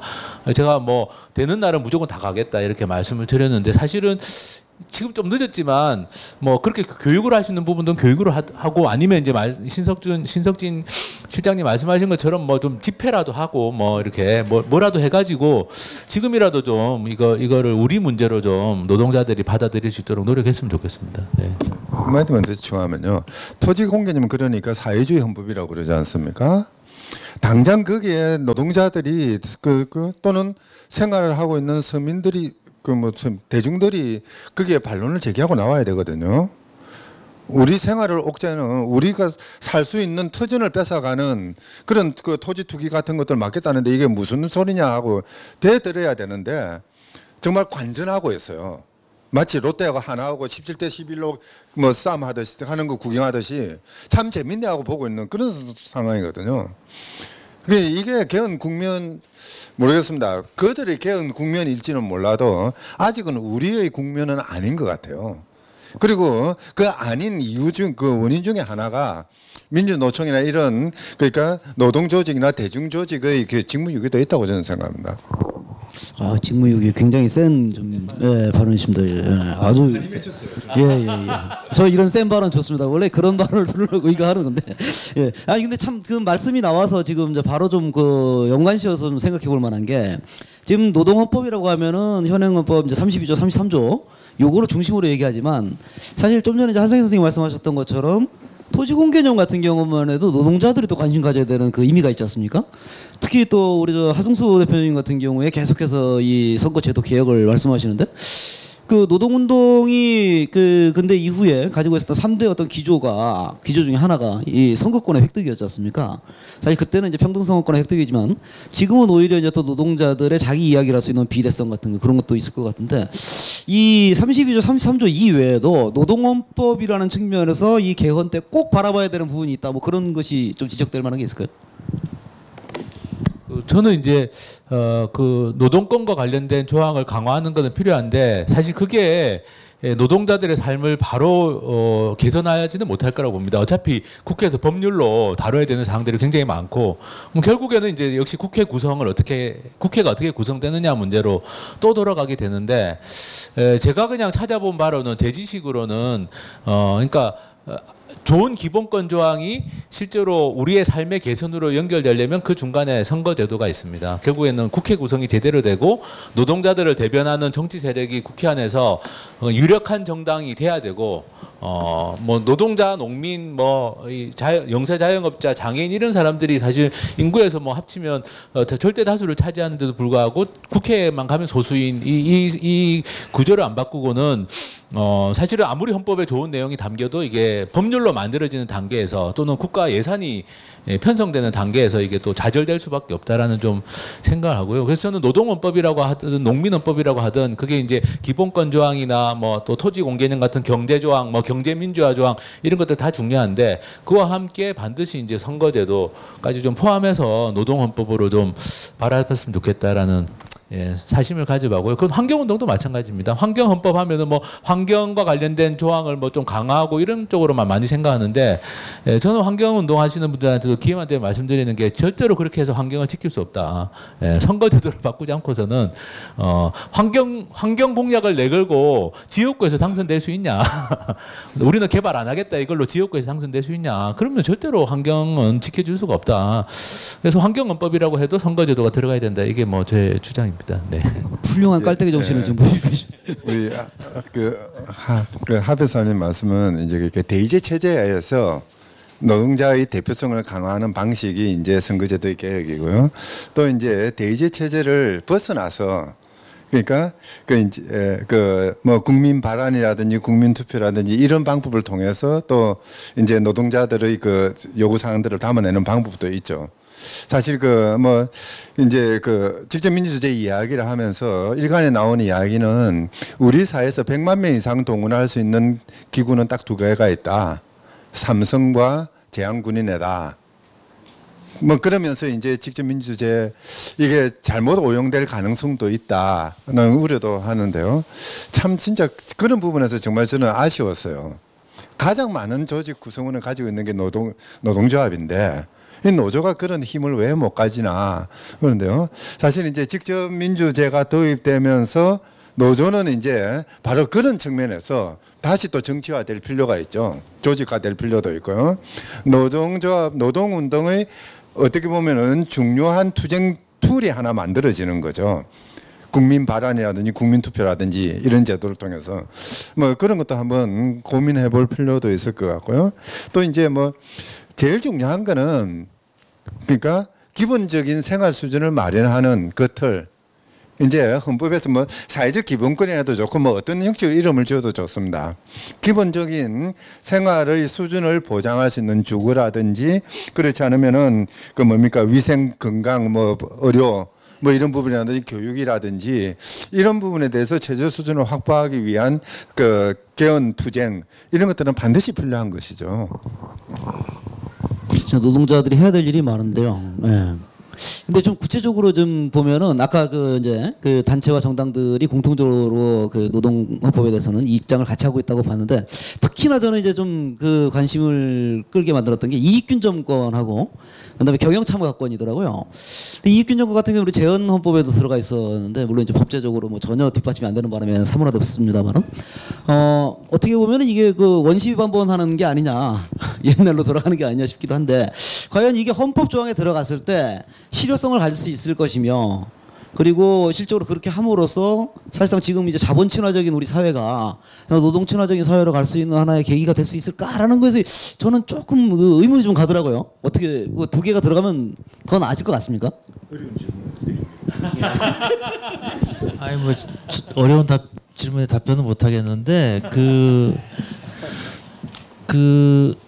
몇 조인지 모르겠는데 쟁의행위의 목적 부분이 있지 않습니까? 단체 행동 사실 오래된 주장이 이제 노동 3권을 좀 두 개로 나눠서 목적 부분을 달리하는 것이 좋겠다라는 주장은 받아들여진 것 같아요. 청와대에서. 그래서 그거는 되게 고무적으로 받아주는데 이게 노동자 권익 보호이죠. 그걸 목적으로 해서 단체 행동을 할 수 있게끔 했는데 이게 약간 언밸런스한 게 있습니다. 요것만 가지고는 예를 들면 정리해고를 반대하는 투쟁을 할 경우에는 그 파업 자체는 이제 합법이 될 수가 있는 거죠. 과거에는 정리해고 반대 투쟁은 불법이었는데 한미 FTA 반대 투쟁을 하면 합법인가 불법인가 좀 약간 법원에서 검토를 해야 되겠죠. 이게 권익법. 그런데 금속노조 자동차 노동조합은 합법이 될 수 있고 뭐 이산 뭐 다른 뭐 특별히 피해가 없는 연맹에서 파업을 하면 불법이 될 수 있는 이렇게 해석될 가능성이 높거든요. 그런데 문제는 뭐냐면 정리해고 자체를 항시적으로 가능케 하는 기존의 이 법 그 시장 근본주의적인 법 질서 내에서 그 쟁의 행위만을 그 목적 부분을 좀 확대하는 이런 것들이 밸런스가 안 맞는다는 거죠. 그래서 노동자 경영 참여 여건이 반드시 들어가야 이게 단체 행동에 대한 그 권한 자체, 지위 자체를 권한 자체를 키워준 것이라는 해석이 가능한데 경영 참여권을 그냥 물론 경영 참여권이 있다고 해서 노동자의 그 지위가 엄청 높아지고 전혀 그런 건 아니거든요. 사회이사나 뭐 이사가 참여한다고 해서 무슨 중국 공장을 이사하는 걸 없애버리고 그러지 않더라고요. 제가 알아봤더니 공장 폐쇄는 일도 아니더라고요. 그러긴 하지만 어쨌든 그런 부분이 이게 그 심모 원료라고 하나요? 하여튼 심도 깊은 어떤 멀리 내다보는 이런 게 안 맞는 것 같아요. 그런 부분이 있고 하나만 더 말씀드리면 그 기본권 제조항들이 막 많이 새롭게 신설돼서 사실은 시민단체로부터 박수를 많이 받았고 저도 뭐 그런 부분에서 생명권, 환경권 뭐 다 좋은 건데 사실 기본권이 과거에 그런 조항들이 없어서 제약이나 침해가 쉽게 이루어지는 것이 아니라 국가보안법 뭐 형법의 무슨 내란 선동 뭐 이런 것들 때문에 사실은 표현의 자유, 양심, 사상의 자유, 그다음에 사실 파업권도 단결권도 행사할 수 없고 이런 것들이 있었다는 것을 지나치게 간과한 예컨대 이제 37조 2항에 보면 국가안전보장, 뭐 공공질서 뭐 이런 것을 근거로 해서 국민의 자유와 권리가 제한될 수 있다. 이건 유신헌법 잔재거든요. 이걸 그대로 냅뒀더라고요. 그러면 아무리 기본권이 좋은 게 많이 있어도 국가안전보장이라는 이유로 어떤 상황이 어떻게 도래할지 모르기 때문에 기본권을 제약할 수 있다라는 거고 그렇게 해서 노동 3권이 지난 수십 년 동안 제약받아왔던 거고 그렇게 해서 많은 사람들이 사실은 헌법적 권리를 행사하지 못했던 것이기 때문에 이런 부분은 진짜 안 맞는 거다. 요거 빼고 기본권을 몇 개 줄이는 한이 있더라도 요건 반드시 삭제했어야 되는 것이다. 이건 노동권하고도 직접 연관돼 있고 최근까지도 대법원 판례에 따르면 이 조항을 가지고 이거 안 된다 이렇게 하는 판례들이 많이 있어요. 니들의 권리와 단결권은 이러저러한 이유로 충분히 제약될 수 있는 것이야 라고 대법원이 판결을 내린 사례들이 굉장히 많이 있거든요. 그런 점들은 조금 모르셨을 리가 없는데 이념 논쟁으로 빠질까 봐 냅뒀던 것 같은데 이건 너무 단견이다 이렇게 생각합니다. 참고로 또 자랑해야 되겠다. 참여연대 안에서는 국가안전보장이라는 말은 다 빼버렸습니다. 뭐 국토방위의 신성한 의무, 신성한 게 아니거든요. 당연한 의무죠. 국군의 의무에서 그 신성한도 빼버리고 다 그랬거든요. 사실 국가주의의 대표적인 그 사례들인데요. 뭐 이익균 정권 뭐 사실은 뭐 있으면 좋겠는데 실현하기는 상당히 어려울 것 같아요. 이제 문제는 저는 뭐 그렇게 생각합니다. 헌법의 기본권 조항이나 뭐 이런 국민의 권리 조항이 들어가는 거는 그것을 실천한다는 의미, 뭐 물론 그게 가장 중요한 것이겠지만은 그와 더불어서 향후 어떤 정치적인 투쟁을 하는 과정에서 비빌 언덕을 하나 제공해주는 사실 헌법이 모든 걸 다 결정하고 모든 걸 다 갖고 내는 건 아니거든요. 그 헌법을 바탕으로 해서 이제 현실을 만들어내기 위한 또 별도의 노력이 있어야 되는 거 그건 당연한 겁니다. 다만 이제 그런 노력을 할 때 헌법 조항이 하나 있느냐 없느냐 이거는 큰 차이죠. 적어도 기본적으로는 이제 법원에 쫓아가거나 헌법재판소에 쫓아갈 때 헌법에 근거가 있으면은 뭐 이익균 정권이 있다. 라고 하면은 왜 국회는 그 법을 안 만드느냐고 주장을 할 수도 있지 않습니까? 하여튼 뭐 그런 점에서는 이제 그 투쟁의 토전을 마련한다는 그런 장점이 있고요. 또 하나 사실 참 우리도 그런 조항을 만들 수 있을지 모르겠는데요. 베네수엘라 헌법을 보면은요, 83조에는 가사 노동이 사회적 부를 창출하는 아주 중요한 경제 활동이라는 걸 인정한다, 이런 조항들이 들어갑니다. 그래가지고 가사노동 1년에 180일 이상 가사노동에 종사하면 우리식으로는 4대 보험이 인정되거든요. 이제 뭐 그런 조항 또는 이제 84조인 것 같은데요. 노동에 관련된 그 규정의 해석이 애매모호할 때는 노동자에게 유리하게 판단한다는 조항이 있습니다. 이런 조항들이 그러니까 우리의 경우에는 상당히 큰 의미를 가지죠. 정말 아까 이야기했던 그런 경우에 이게 뭐 그 이제 애매모호한 경우에는 노동자에게 유리하게 판단하고, 당연히 그 이제 뭐 파업 같은 거 하더라도 불법 파업의 여지가 있더라도 가능하면은 좀 그 제대로 된 파업으로 인정해주는 그런 틀을 마련하고 하는 거, 이런 것들이 다 그 헌법을 통해서 이제 우리의 권리를 실현하는 방식들이거든요. 상당히 많은 아이디어들이 있고 많은 그 참조점들이 있는데도 이번 헌법 개정 과정에서 전혀 그런 것들이 언급되지도 못하고, 언급된다 하더라도 정치적인 힘을 얻지 못하다 보니까 실현되지 못하는 그런 한계에 부딪히고 있는 것 같아요. 참 이 조문이 바뀌더라도 그 조문이 가지고 있는 어떤 의미가 사회적으로 실천이 돼서 자, 노동 친화적 사회로 간다라는 거는 참 앞으로도 좀 굉장히 어려운, 예. 참 안타깝습니다. 그런데 그나마라도 조금 바뀌려고 하는데, 근데 만약에 이번에 6월에 개헌이 안 된다라면은 어떻게, 그 전망을 어떻게 보십니까? 개헌이 될까요? 어떻게 생각하십니까? 될 것 같습니까? 사회자는 의견을 말할 수가 없습니다. 얼마 전에 제가 활동하는 단체에서 우리 운영위원들끼리 한번 솔직히 몇 % 정도 될 것 같냐고 서로 이제 의견을 교환해 봤는데 5% 파가 많았습니다. 예, 될 확률 5%. 그리고 소수파로 51% 파가 좀 있었는데. 아니 왜 국제 도박사들은 도박을 안 해요? 어쨌든 뭐 지금으로서는 될 가능성이 낮다라고 보는 사람들이 더 많은 것 같고요. 정치권 주변에서도 그렇고 그래서 이제 이번에 안 된다면 어떻게 할 거냐, 이게 참 큰 고민입니다. 제가 보기에는 지방선거 지나면은 개헌 동력이 확 떨어질 겁니다. 분명히 이번에 뭐 어떻게든 안 된다면 왜냐하면 일단 지방선거 끝나면 뭐 각 당에서 자기들 책임론 뭐 정리하고 뭐 내부 정비하다 보면 시간 가고, 그러면 다시 국회에서 뭐 선거제도 개혁 개헌 이 논의가 본격적으로 되려면 아마 2020년 총선이 다가와야지 또 이게 다시 논의가 될 테고, 뭐 선거제도 개혁은 아마 그 인구 편차 때문에 또 어차피 논의가 될 수밖에 없습니다. 선거제도는. 그래서 이제 만약에 이제 이번에 개헌이 안 된다면 아까 계속 말씀하신 것처럼 뭐 민중 헌법이든 시민 헌법이든 이제 좀 다시 시작하는 기분으로 이제 그 현장과 이 대중들 속에서부터 이 개헌과 선거제도 개혁, 뭐 저는 선거제도 개혁이 어쨌든 더 중요하다고 생각하지만 어쨌든 두 가지를 대중들 속에서 이렇게 끌어올리는 작업들이 좀 필요한 것 같아요. 예, 그렇게 해서 이제 저는 2019년 뭐 2018년 어렵다고 보고, 개인적으로는 2019년 정도 돼서 다시 논의가 될 가능성이 많다고 보는데, 현실적으로. 그래서 이제 그걸 좀 준비를 좀 차근차근 해야 되지 않을까. 이번에 좀 놓치고 있었던 부분들이나 미처 챙기지 못했던 부분. 오늘 이제 저희가 지역에서 올라오신 분들하고도 좀 의논을 해봤는데, 지역 같은 경우도 사실은 국민들이 이제서야 개헌이 이런 거구나, 개헌에 이런 것들이 논의가 되는구나, 이제 좀 알고 있는 단계라서 지역에서도 이게 개헌 가지고 뭘 할 수 있는 아직까지 준비가 안 돼 있다는 거예요. 예, 그래서 그렇다면은 이제 그 준비들을 좀 해 나가는 게 현실적이지 않을까.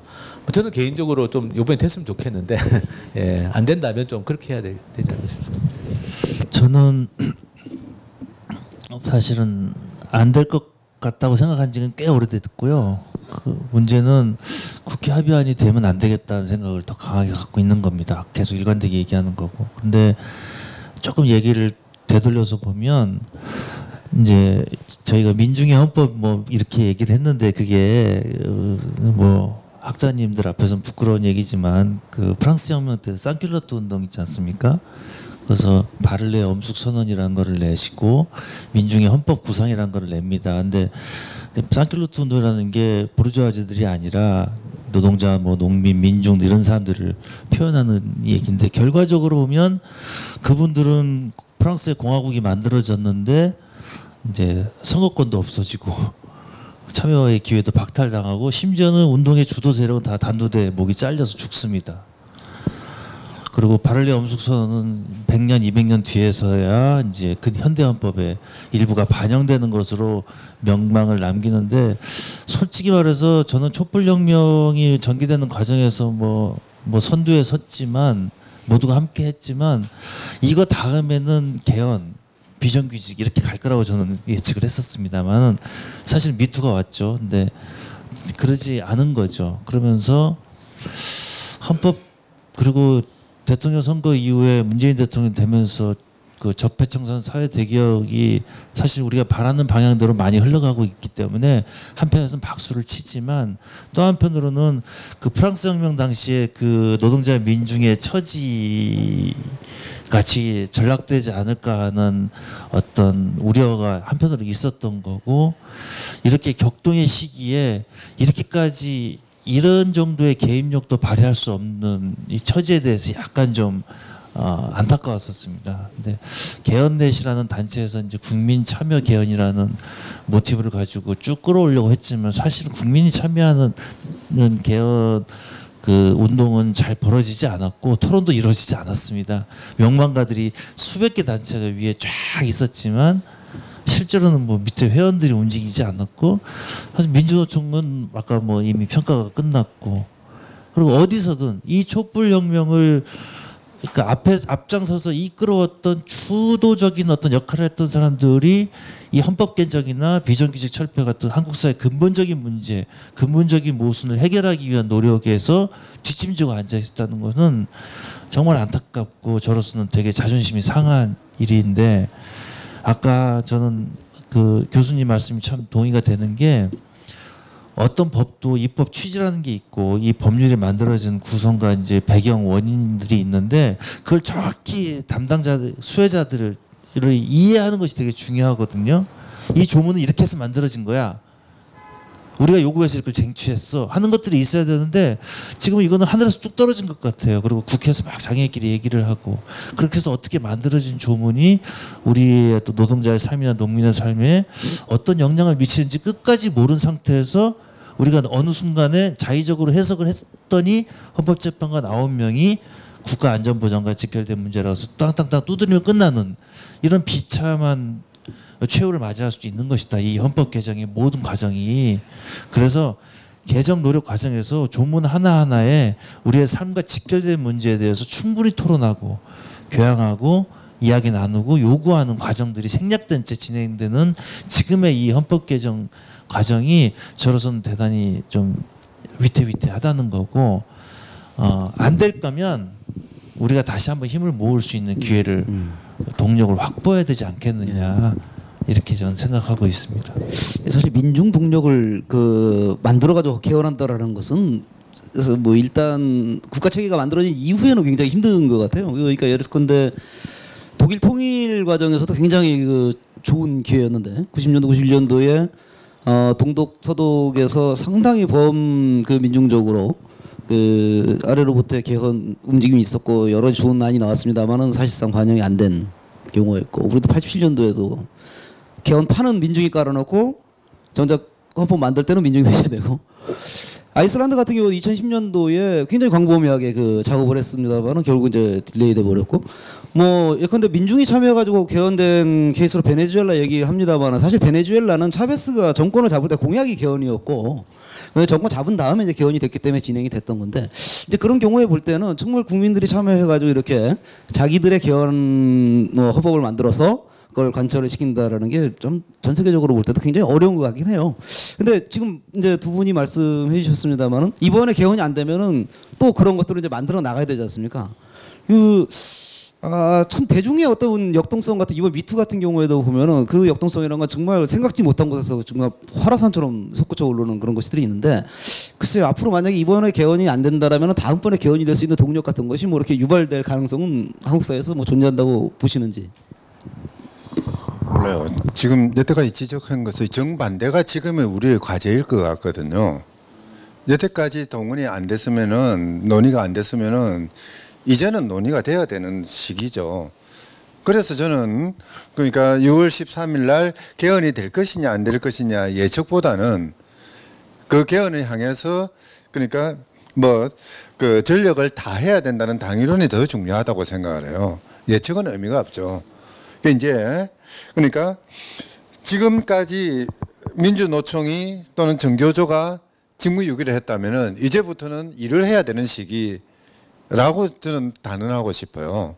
또는 주거권 규정 대통령 안에서 나왔던 주거권 규정 하나가 있다고 한다면은 그 주거권 그 규정으로 인해서 어떤 법이 어떻게 바뀌고 법률이 그리고 그 법률이 어떻게 바뀌기 때문에 우리의 삶을 어떻게 달라지는지 대통령한테 요구해야 됩니다.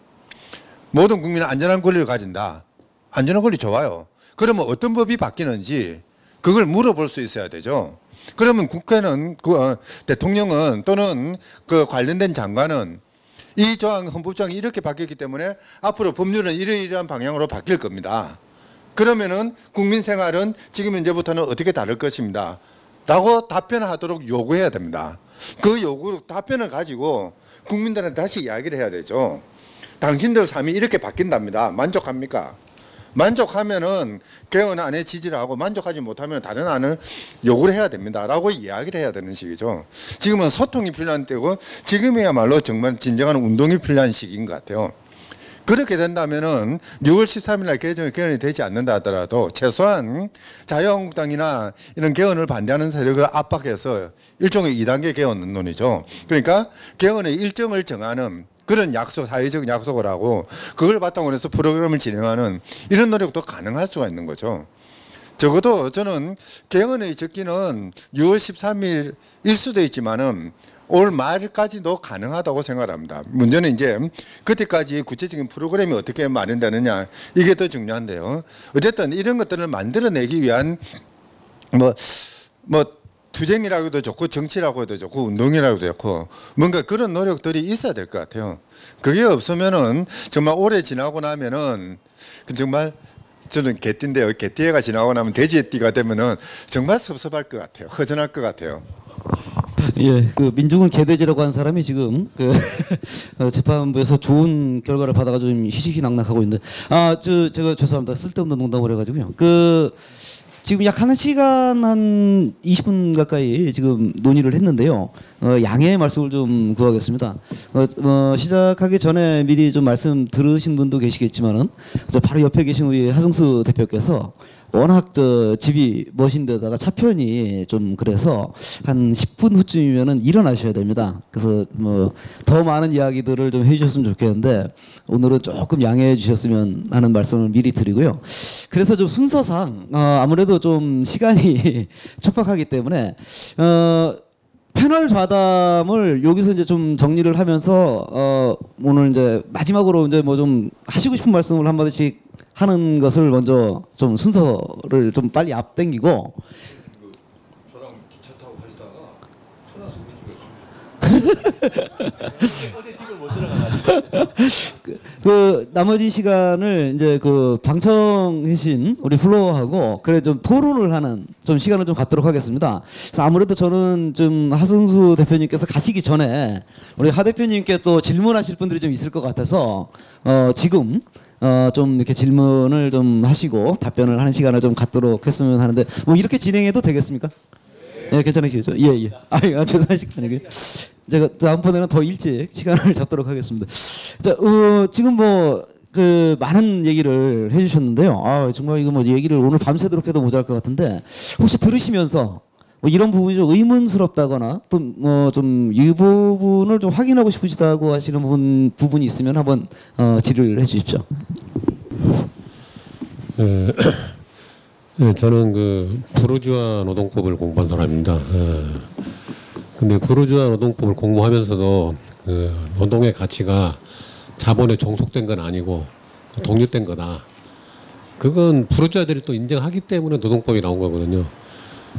근데 거기서 이제 그 부르주아들이 딱 선을 긋는 것은 재산권은 우리 거야. 그리고 거기에 나온 자본도 우리 거야. 그리고 노동은 우리가 독립 변수로 어느 정도 인정하지만은 본질적인 것은 자본의 종속 변수. 그리고 자기들이 자본을 주고 구입한 원료나 제품 뭐 그런 거 비슷하고 보는 거죠. 거기서 나온 시각이 이제 우리 헌법의 재산권 보장 조항하고 그다음에 아까 말한 이익 균점권 그게 이제 충돌이 되는 부분인데 쉽게 말하면 이제 성과급을 그러니까 단체 협약에서 임금을 얼마나 정했단 말이에요. 근데 노동자들이 열심히 일을 해가지고 엄청난 성과를 거뒀어요. 그 자본가는 프로주아는 지가 경영을 잘해가지고 얻은 거기 때문에 그 당연히 자기 거라고 생각하고 그 재산권의 일부라고 생각하죠. 근데 노동자들은 야 우리도 뼈 빠지게 노력했고 그러니까 거기서 얻은 성과는 좀 같이 좀 나눌 수 있지 않냐. 그게 이제 성과급인데 그게 협약상에 있는 임금을 초월해서 하기 때문에 그건 새로운 협약 위반이다. 부터 시작해서 이제 또 거창하게 이제 재산권 보장 위반이고 이건 그 우리 헌법에 보장한 노동자의 권리를 초과하는 거다. 이런 주장들이 있었거든요. 저는 거기에 동조한다는 뜻은 아닌데 이런 논란을 잠재우려면은 헌법에 이익 분배 균형권이 들어갔어야 했습니다. 그게 간단한 문제가 아니고 그걸 뭐 복고주의로 생각할 전진환 씨라고요. 아시죠? 그분이 사실은 그 뭐 한국노총의 전신이 대한노총의 관여된 분인데 그러니까 옛날에 그 해방 이후에 그 좀 노동운동 치열하게 하던 원래 거기하고는 좀 대척점이 있던 사람이에요. 근데 그 양반이 회계를 했는지 국회에 들어가서 그 이익 분배 균형권하고 경영 참가권을 주장을 했어요. 근데 경영 참가권은 빠지고 이익 분배 균형권만 들어갔는데 경영 참가권도 중요한 거죠. 독일의 그 공동결정법이라는 것은 노사가 동수로 그 이사회를 구성합니다. 그 실험하에 그쳤는지 모르지만 요즘 우리가 사실 사회이사 그거 뭐 아무것도 아닌 것도 그걸 만약에 노동자 측에서 추천한 사람이 들어가면은 한 명이더라도 정보를 알 수 있기 때문에 막강한 힘을 있거든요. 근데 그것도 아니다. 이건 사용자의 재산권의 문제다. 그걸 극복하려면 헌법에 들어가야 됩니다. 다른 뭐 미사 여구 뭐 정책을 수립하고 노력하고 다 필요 없고 그건 권리로서 들어갔어야 되는 거예요. 사실 범위는 법률로 좀 제한하더라도 저는 그런 게 아쉽습니다. 뭐 질문이라기보다는 이제 아쉬운 의사를 좀 밝혀주신 것 같습니다. 예. 좀 전에 이제 얘기하셨던 것들 중에서 뭐 의문이 지금처럼 저 뭐 어떤 의견을 좀 제출하셔도 괜찮으시고요. 예. 질문하셔도 괜찮습니다. 지금 이제 노동헌법도 얘기했지만 사실 전체적으로 예, 헌법의 모든 어떤 조문이나 이런 구조가 사실은 정합적으로 노동헌법만 따로 띄워놓는 게 아니라 다 맞물려 들어가는 것 같습니다. 얘기 이렇게 해주신 거를 종합을 해보면 그리고 특히 이제 우리 신석진 실장님께서 이제 주장하신 거는 개헌을 하는 주체의 문제. 예, 그리고 지금 현재 개헌을 주도하는 자들을 믿을 수 있느냐 뭐 이런 말씀도 해주신 것 같고 그런 차원에서 사실 여기 뭐 정당 관계되신 분들도 많을 텐데 뭐 의견이 같이 하시거나 또는 뭐 다른 의견이 있으시거나 예. 그 의견이라기보다도 저 여기 와서 정말로 제 스스로가 수치스럽고 부끄럽고 정말 얼굴이 뜨거워졌어요. 나름대로 그 평생을 노동운동을 해왔다라고 생각했는데 헌법 개정을 하는 걸 쭉 지켜봤지만 관전자로서 지켜만 봤지 뭐 그러면서도 한편으로는 그 우리 뭐 민주 시민 교육이라든가 헌법 교육이라든가 그런 데를 몇 번 가봤지만 정말 내가 주체적으로 노동자의 입장에서 노동의 가치가 존중되는 노동의 권리가 보장되는 그런 헌법을 어떻게 내가 관여하고 또는 반영시킬 건가 한 번도 못 생각하지 않았다는 것이 정말 낯뜨겁고 부끄럽더라고요. 정말로. 왜 그랬는지 저도 지금도 이해를 못 하겠어요. 왜 그런 생각을 하는 거니? 좀 전에도 이 패널들 토론 속에서 나왔지만 헌법도 마찬가지로 우리가 단위 노동조합에서 단체 협약을 만들 때요. 제가 기억하기로는 물론 제가 현대에서 근무를 많이 했습니다. 옛날에 그 현대자동차와 통합되기 현대전공의 노동조합의 단체 협약이 정말 잘 되어 있습니다.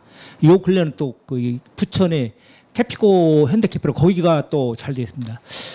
왜 그렇게 잘 됐는가를 저는 옆에서 지켜봤거든요. 그 노동조합의 단체 협약이라는 것은요. 일단은 그 간부들이 수련을 갔습니다. 그리고 스터디를 하고 안을 만듭니다. 그 안을 확정되는 게 아니고 쉽게 해서 지도부에서 대의원 조합원까지 쭉 밑으로 내려갑니다. 그 밑으로 올라갔다 내려갔다 몇 번 합니다. 그 안을 조합원과 대의원과 간부가 다 참여했기 때문에 이건 바꿀 수도 없고 완전한 내 단체배입니다. 잘 될 수밖에 없고 완벽하게 관철시켜야만 안 됩니다. 왜 그런 생각을 저는 이걸로 무슨 말씀을 이해하시죠? 헌법을 개정하는데 노동자로서 노동헌법을 만드는데 왜 나는 관여하지 못했던가라는 후회. 예, 아유 뭐 정말 이 의견들을 많이 주시는데 잠깐 좀 그 순서를 좀 바꿔서요.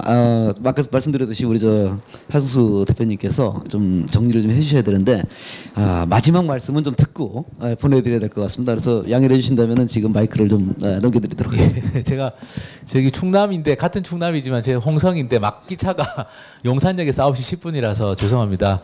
그 뭐 오늘 주신 말씀들 대체로 저도 뭐 다 동의하고 같은 생각이고 특히 좀 전에 말씀해주신 우리가 이제 이 헌법의 주인이 돼야 된다라는 말씀이 저도 와닿고 저는 그 과정이 한꺼번에 될 것 같지는 않습니다. 저는 이제 이번 개헌에서 이룰 수 있는 정도가 있을 것이고 또 그 다음에도 저는 계속 개헌을 해 나가야 된다라고 저는 생각합니다. 이번에는 30년 만에 하는 거지만 다음번 개헌을 또 이번에 혹시 된다고 하든 아니면 뭐 내년에 되든 어쨌든 그 다음에 또 개헌이 30년 후가 되어서는 안 되고 말씀처럼 우리가 헌법을 읽으면서 이 헌법의 부족한 점 잘못된 점들을 이야기를 하고 그래서 다시 이걸 보완해낼 수 있는 또 방안들을 만들고 그런 과정들을 우리가 계속 밟아 나가는 게 됐으면 좋겠다라는 생각을 좀 하고 이번 개헌은 그거의 시작점인데 말씀하신 것처럼 우려되는 건 이렇게 우리가 지켜보고 있으면 국회에서 야합을 할 때 저도 우려스럽습니다. 사실은 야합을 하면서 정말 우리가 예상외로 너무 나쁜 헌법안을 야합을 해버리면 진짜 참 곤란해지는 우리가 또 그 헌법을 반대해야 되는 상황이 벌어지니까 저는 어쨌든 지금부터 한 5월 초까지 최대한 할 수 있는 만큼이라도 해서 일단은 좀 뭐 그런 거는 이루어지지 않도록 하고 뭐 한 걸음이든 반 걸음이든 좀 나갈 수 있는 쪽으로 간다면 좋고 그게 안 된다면 이제 저는 다시 우리가 시작하는 기분으로 뭐 선거제도 개헌 운동을 6월 지방선거 때 안 된다면 그 이후에 다시 시작하는 기분으로 진짜 밑에서부터 아래로부터 이렇게 좀 만들어 나갔으면 좋겠습니다. 그렇게 하는 것이 저는 촛불혁명이 이제 계속 언제까지 우리가 촛불혁명이라고 할 수 있을지 모르겠는데 저는 2020년 총선 전까지는 어쨌든 이 노력들을 계속해서 뭔가 성과를 내야 되지 않을까라고 생각하고 아무리 뜨거웠던 혁명도 시간이 지나면 다 식을 수밖에 없기 때문에 이 중요한 시기를 좀 놓치지 않았으면 좋겠다라고 생각합니다. 먼저 일어나게 돼서 너무 죄송합니다. 네. 네. 오늘 감사합니다. 예, 뭐 우리 하승수 대표님께서는 일어나시지만은 앞으로 한 20분 정도는 더 이야기를 하실 수 있기 때문에 이제 뭐 여러 가지 얘기가 나왔습니다만 사실 저는 좀 궁금했던 게 지난 촛불광장은 제가 기억하기로는 개헌 투쟁을 요구하는 촛불광장은 아니었거든요. 오히려 헌정 질서를 회복하는 그렇게 따지면 이제 호헌을 오히려 더 중요하게 여겼던 그런 촛불이었는데 사실 지금 이제 문재인 정부 같은 경우에는 촛불의 열망을 받아서 개헌을 하겠다 이렇게 얘기를 하고 있습니다. 그래서 이런 측면에서는 저하고 제가 보는 관점과 좀 다르긴 한데 혹시 그 지난 촛불 이렇게 하시면서 헌법이 좀 바뀌었으면 좋겠다 이렇게 생각하신 적이 있으신지 우리 청중들께서 그런 생각하신 분 있으신가요? 아직 없으시구나. 근데 저기 한상희 선생님께 질문을 좀 드리겠습니다. 좀 전에 이제 그 개헌을 할 때 인민들이 자, 이 조문이 어떤 의미를 가지고 있느냐라고 물어야 되고 그리고 이 조문이 이렇게 바뀌었을 때는 우리 삶에 직결되는 법은 어떻게 바뀔 것이냐를 물었을 때 뭐 정부가 됐든 또는 국회의원들이 됐든 거기에 답변을 해야 된다 이렇게 말씀하셨는데요. 그렇게 돼서 이제 소통을 하게 되는 건데 오히려 그렇게 구체적으로 얘기를 함으로써 더 싸움이 격렬하게 벌어질 가능성은 없겠습니까? 아니요, 하승수 대표하고 하승창하고 자꾸 헷갈리는데요. 며칠 전에 그 사회통합수석을 만나가지고도 그 이야기를 했습니다. 정부가 개헌안을 발의를 했다면은 당연히 정부는 국민에게 설명해야 될 의무가 있습니다. 그 설명의 요체가 뭐냐면은 요 조항을 이렇게 바꿨다가 아니고요. 이 조항을 이렇게 바뀌면 우리 삶은 어떻게 바뀐다라는 거여야 되거든요. 거꾸로 프랑스 인권선언 15조에 그런 게 있죠. 사회는 정부의 구성원들에 대해서 질문할 권리가 있다. 설명을 요구할 권리가 있다고 그럽니다.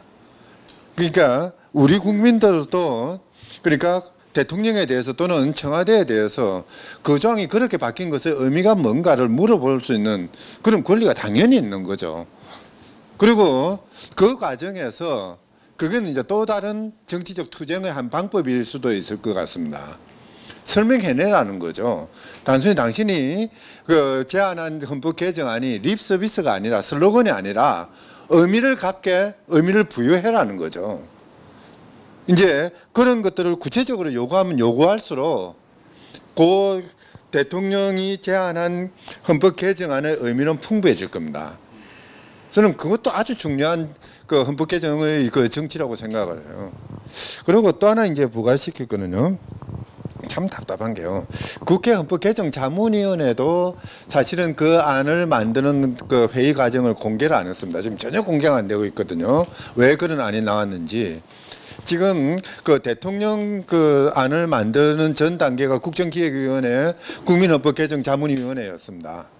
거기서도 논의 과정이 지금 공개가 안 되고 있습니다. 어떤 논의를 해서 성평등이란 말이 그 자문위원회 보고 안에서 빠졌는지 이런 것들이 낱낱이 드러나야 되죠. 어떻게 해서 경영참여권, 노동자 경영참여권 그 많은 그 헌법 개정안에 다 나와 있던 것을 빼버렸는지 이런 것들도 적어도 그 사람들 전문가들이 논의 과정에서 왜 뺐는지 설명이 있어야 되죠. 그런 것들을 공개라고 요구해야 되는 거죠. 그래서 그렇게 요구되고 그게 공개돼야만이 국회에서 개헌안 논의하는 과정에 대해서도 공개라고 요구할 수가 있는 거죠. 저는 뭐 현대 그 국가에서 가장 중요한 그 요소 중에 하나가 공개라고 생각하는데요. 공개되지 않은 결정은 그거는 그들의 결정이지 우리들의 결정일 수가 없다고 저는 생각합니다. 바로 이제 그런 부분들 그거는 이제 뭐 그러니까 우리가 그러니까 대중들과의 그 어떤 그 정치를 하는 투쟁을 하는 그런 방법도 있지만은 그들에 대해서 싸우는 전선을 만드는 하나의 주요한 전략이라고 생각을 합니다.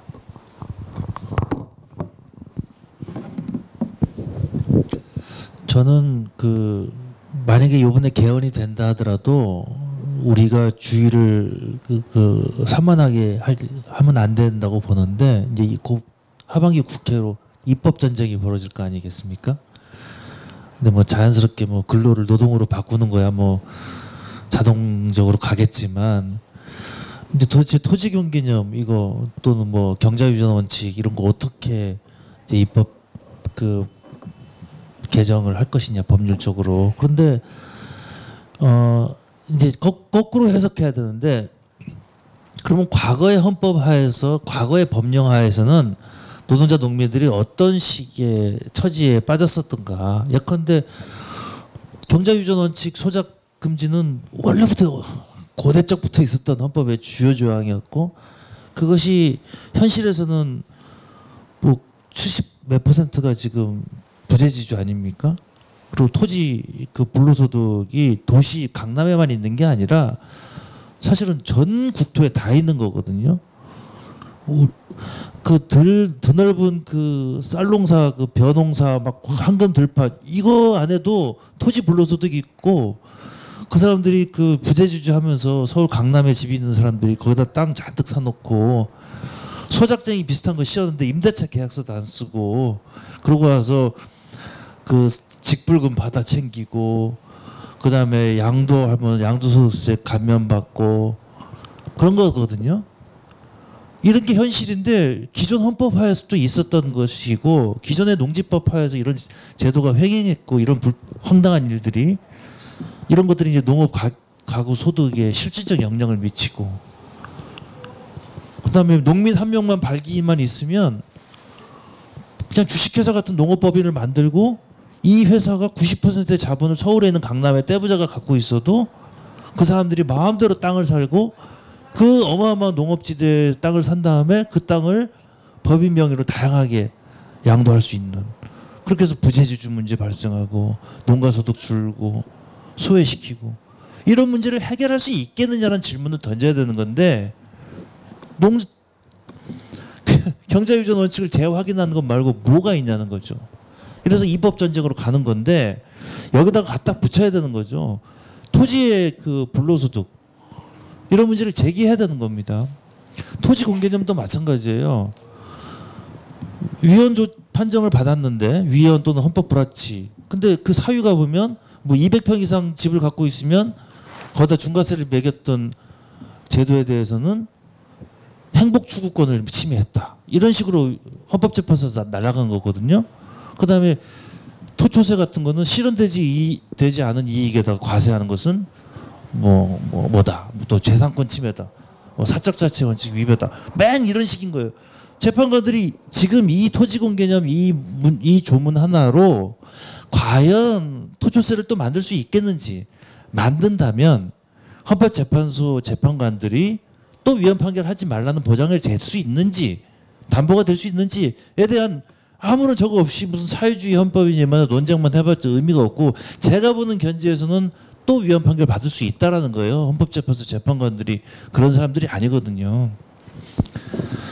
그런 것들을 감안하면 이 두 눈 두고 바라봐야 된다. 동일가치 노동 동일임금도 어떤 식으로 법률이 개정되느냐에 따라서 전혀 다른 효과를 가져올 수 있기 때문에 예, 거기까지. 어쨌든 뭐 입법투쟁이라는 것도 개헌 이후에는 전쟁이 나겠습니다만은 개헌을 하지 않더라도 사실은 항상 우리는 입법 전쟁 속에 살고 있는 거잖아요. 투쟁을 누가 해서 누가 해경을 쥐고 있느냐에 따라서 달라지는 건데 아직까지 우리 세상이 아니라는 게 계속해서 드러나는 것이고, 자 그런 측면에서 이제 남은 시간이 얼마 없습니다. 이 기회를 놓치면 앞으로 또 이런 질문할 수 있는 기회가 언제 올지 모릅니다. 또 질문하실 거 있으면 지금 질문을 해주십시오. 의견 개진도 괜찮고. 예예예. 대단히 죄송합니다. 다른 분들 또 시간. 그 법률은요, 그 규정된 사항이 한정돼 있지 않습니까? 분야별로. 그래서 이해관계도 한정돼 있습니다. 그래서 그걸 가지고는 어쨌든 뭐 치열한 투쟁을 거쳐서 결론을 내리기가 쉽거든요. 헌법은 아시다시피 130 몇 개 조문에 대한민국의 모든 것이 다 들어있고 뭐 국가, 개인 다 들어가 있거든요. 그러니까 자기가 원하는 조항 넣어달라고 하면 자기가 원하지 뭐 관심 없는 조항은 아무렇게 들어도 되는 거냐? 그럼 헌법 개정이 그래서 어려운 겁니다. 그래서 그 제일 좋은 방법은 하나씩 개정하는 게, 한 조문씩 개정하는 게 제일 좋을 수도 있어요. 근데 그러면 전체적인 또 체계가 흐트러질 수 있고, 그리고 지금 우리가 30년 동안 개헌 안 하다가 하는 건데, 개헌이 아시다시피 자주 있는 게 아니지 않습니까? 이번에 정말 개헌한다면은 한 30년을 내다보는 개헌을 또 해야 될지도 모르는데, 지금 제가 보기에는 너무 난리부를 하는 것 같습니다. 정말 헌법의 그 주인인 국민들은 헌법이 뭔지도 전혀 몰라요. 그리고 관심 자체가 없어요. 이런 상황에서 활동가 몇 분들이 개헌하자고 하고 말자고 해서 그게 중요한 게 아니거든요. 저는 국민들을요, 진짜 그 헌법의 주인이라는 것을 심어주지 않으면은 이번 개헌도 또 그렇게 평가를 보지 못하고 그렇게 생각합니다. 그 여기 오신 분들부터라도 정말 관심을 많이 가지셨으면 좋겠다는 생각합니다. 결론을 그냥 내려주셨습니다. 관심 많이 가져주시고 적극적으로 앞에 나서주시고, 예, 좀 우리 한상현 선생님께서 계속 강조하셨던 그 말씀을 또 한번 해주신 것 같습니다. 예, 진짜 마지막으로 예. 전 아까 교수님께서 민주노총 직무유기란 말이 그렇습니다라고 얘기하면서도 뭔가 민주노총으로 위한 변명도 좀 하고 싶은 이런 느낌도 이렇게 있는, 그렇지만 방향은 잘 없는 그런 상태입니다.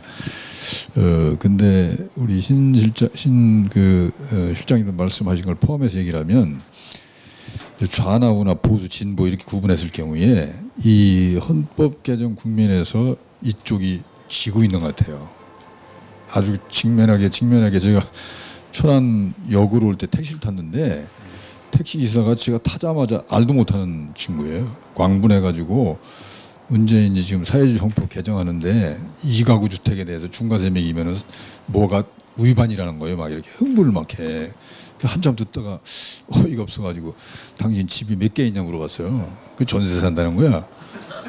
전세자는 당신이 집 두 채 있는 놈 때 왜 이렇게 광분하고 응원하냐 그랬더니 뻥쳐갖고 자기도 대답을 못하는 거예요. 근데 며칠 전에 그 아주 70도 넘은 우리 시골의 그 할아버지하고 대화를 하다가 헌법 개정 얘기가 나왔어요. 그랬더니 이 양반이 무조건 사회주의 형법인데 잘못하면 이제 우리 소유권이 없어진다고 막 광분하는 거예요. 그래서 그럴 리가 없다고 또 다독 해놨거든요. 그러더니 그 다음날 아침에 나한테 새벽부터 전화가 온 거예요. 노인네가 신문에 동아일로 나왔다는 거야 이게. 아 그래서 야 이거 우리가 지금 지고 있다. 이런 생각인데 지금 헌법 조항이나 이런 것들의 얘기를 하면서도 그거를 어떻게 밀어붙이거나 또 조항이 되더라도 어떻게 지킬 거야 하는 문제는 또 다른 문제에 봉착될 거라는 거죠. 우리가 민주노총도 만들어서 죽을 둥 살 둥 싸우고 당도 만들어 왔지만 또 우리 그 신동지처럼 또 새로 시작해야 되는 이런 상황을 보면 이번에 주옥 같은 법안을 만든다 하더라도 그 법안을 어떻게 지키고 배를 건가라고 하는 건데 우리 스스로에 무장이 돼 있지 않으면 똑같은 법 가지고서 사실은 박근혜는 징역 가고 문재인은 70% 이렇게 되고 있는 이런 상황이 발생되고 있는 거잖아요. 그래서 헌법 개정에 관한 부분은 첨예하게 지금 고삐를 우리가 늦었다 저쪽 우측에 그 보수 세력에 비해서 이렇게 생각을 하지만 그런 논의의 기조에는 그걸 어떻게 지킬 건가 하는 것에 대한 우리들의 태세에 대한 논의들이 훨씬 더 시급했던 거 아닌가. 민주노총 그걸 직무유기야. 근데 그들이 직무유기를 할 수뿐이 없는 이 사회 구조에 대해서 솔직하게 이제 얘기해야 되는 거 아니냐 이런 생각이 들지요. 예. 오늘 아주 그 택시 기사 보고서 내가 야 이거 우리 졌네 하고 지금 올라오는 길에 사실은 집 전세방 사는 님이 그 사회주의 헌법 때문에 사유재산이 침해된다고 막 흥분을 해가지고 사실은 깜짝 놀랐습니다. 예, 오늘 이 좌담회를 출발점으로 해서 이기는 싸움을 준비를 하도록 했으면 좋겠습니다. 예, 이럭저럭 해서요. 저희들이 이제 예정하고 약속했던 시간이 좀 됐고, 사실 그 오늘 7시에 하는 바람에 뭐 지금 저쪽에 오신 분들도 그렇고 우리 패널 오신 선생님들도 그렇고 식사도 제대로 못 하고 오셔가지고 대단히 송구스럽습니다. 좀 장시간 이렇게 또 이제 같이 좋은 말씀을 해주셨는데요. 이제 마지막으로 한 말씀씩 정리를 좀 하시고 듣고 정리하신 말씀을 듣고 오늘 좌담회를 마치도록 하겠습니다. 네, 제가 민주노총 정교조 보고 직무유기라고 했던 건 두 가지 뜻입니다. 그동안 섭섭했을 거예요, 사실. 이제 뭐 나름으로 뭐 국민개헌의 정책자문단장도 맡았고 참여연대 그것도 하고 뭐 이러면서 참 그 목소리가 듣고 싶었었거든요.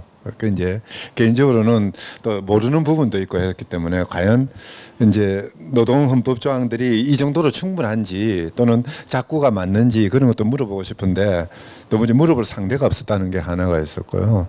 또 하나는 조금 과격하게 이야기를 해서 조금 지금부터라도 좀 움직이게 할 수 있을까 싶은 그런 개인적인 사심 때문에 그렇게 말씀드렸던 거고요.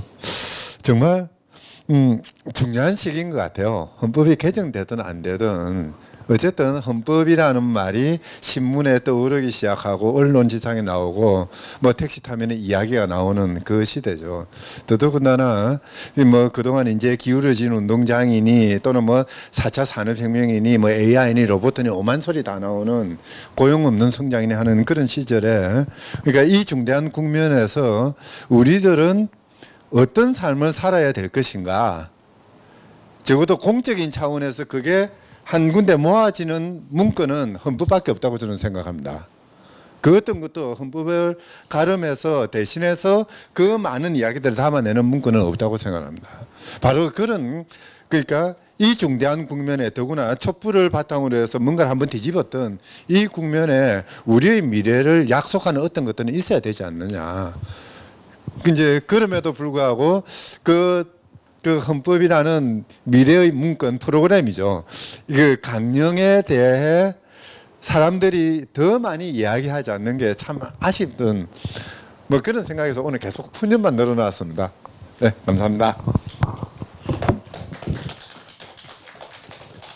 저는 뭐 그 우리가 준비되지 않았다고 해서 이 중요한 정세 변화의 시기이고 그 헌법 개정 노력들이 진행되고 있는 와중에 뭐 만류하거나 말리거나 방해하거나 그래서는 안 될 거라고 봅니다. 다만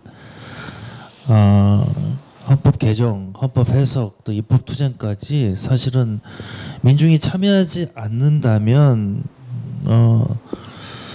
그것이 우리 삶을 어떻게 바꿀지에 대해서 예측할 수 없고 기대조차 할 수 없고 그렇게 상황이 이끌어간다면 결과적으로 그 헌법이 우리를 위한 헌법이 되지 않을 것이다.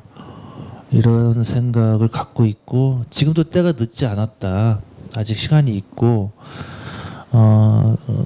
아까도 얘기했던 것처럼 민중총궐기 투쟁본부를 함께했던 세력만이라도 이 문제에 대해서 매우 적극적으로 자기 단체 회원들과 당원들과의 그 사업들을 강화하고 지금까지는 워낙에 안개 속이었기 때문에 전문가와 이제 학자들의 몫이었다면 이제 문화 조문도 나왔기 때문에 설명할 수 있고 풀어갈 수 있고 이렇게 해서 조금 더 대중적으로 확산시켜야 된다고 생각합니다.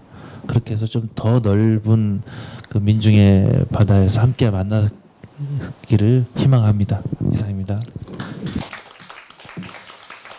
예, 그 비하인드 스토리를 하나 말씀을 드리면은 오늘 실은 민주노총 관계자를 섭외하려고 상당히 공을 들였습니다. 그래서 민주노총 이제 관계자와 얘기를 하더니 법률원까지 가서 법률원 쪽에 이제 좀 여기 한번 참석해 주십사 이렇게 말씀을 드렸는데 여러 가지 이제 그 사정 때문에 결국은 그 섭외를 못했습니다. 참석을 못하시게 됐습니다. 근데 지금 생각을 해보니까 여기 왔으면은 이 직무유기에 대한 또 비판을 호되게 받을 것 같아서 이 선견지명이 작동해서 안 온 게 아닌가 좀 그런 생각이 좀 들 정도입니다. 아무튼 오늘 이렇게 좀 그 참 중요한 얘기인데 너무 아쉽다는 생각이 개인적으로 듭니다. 더 많은 얘기를 좀 듣고 싶긴 한데 차제에 다시 한번 이런 기회를 마련해 보겠다, 기획해 보겠다라고 말씀을 드리면서요. 아쉽지만 오늘은 좌담회를 여기서 종료하도록 하겠습니다. 모두 고생하셨습니다.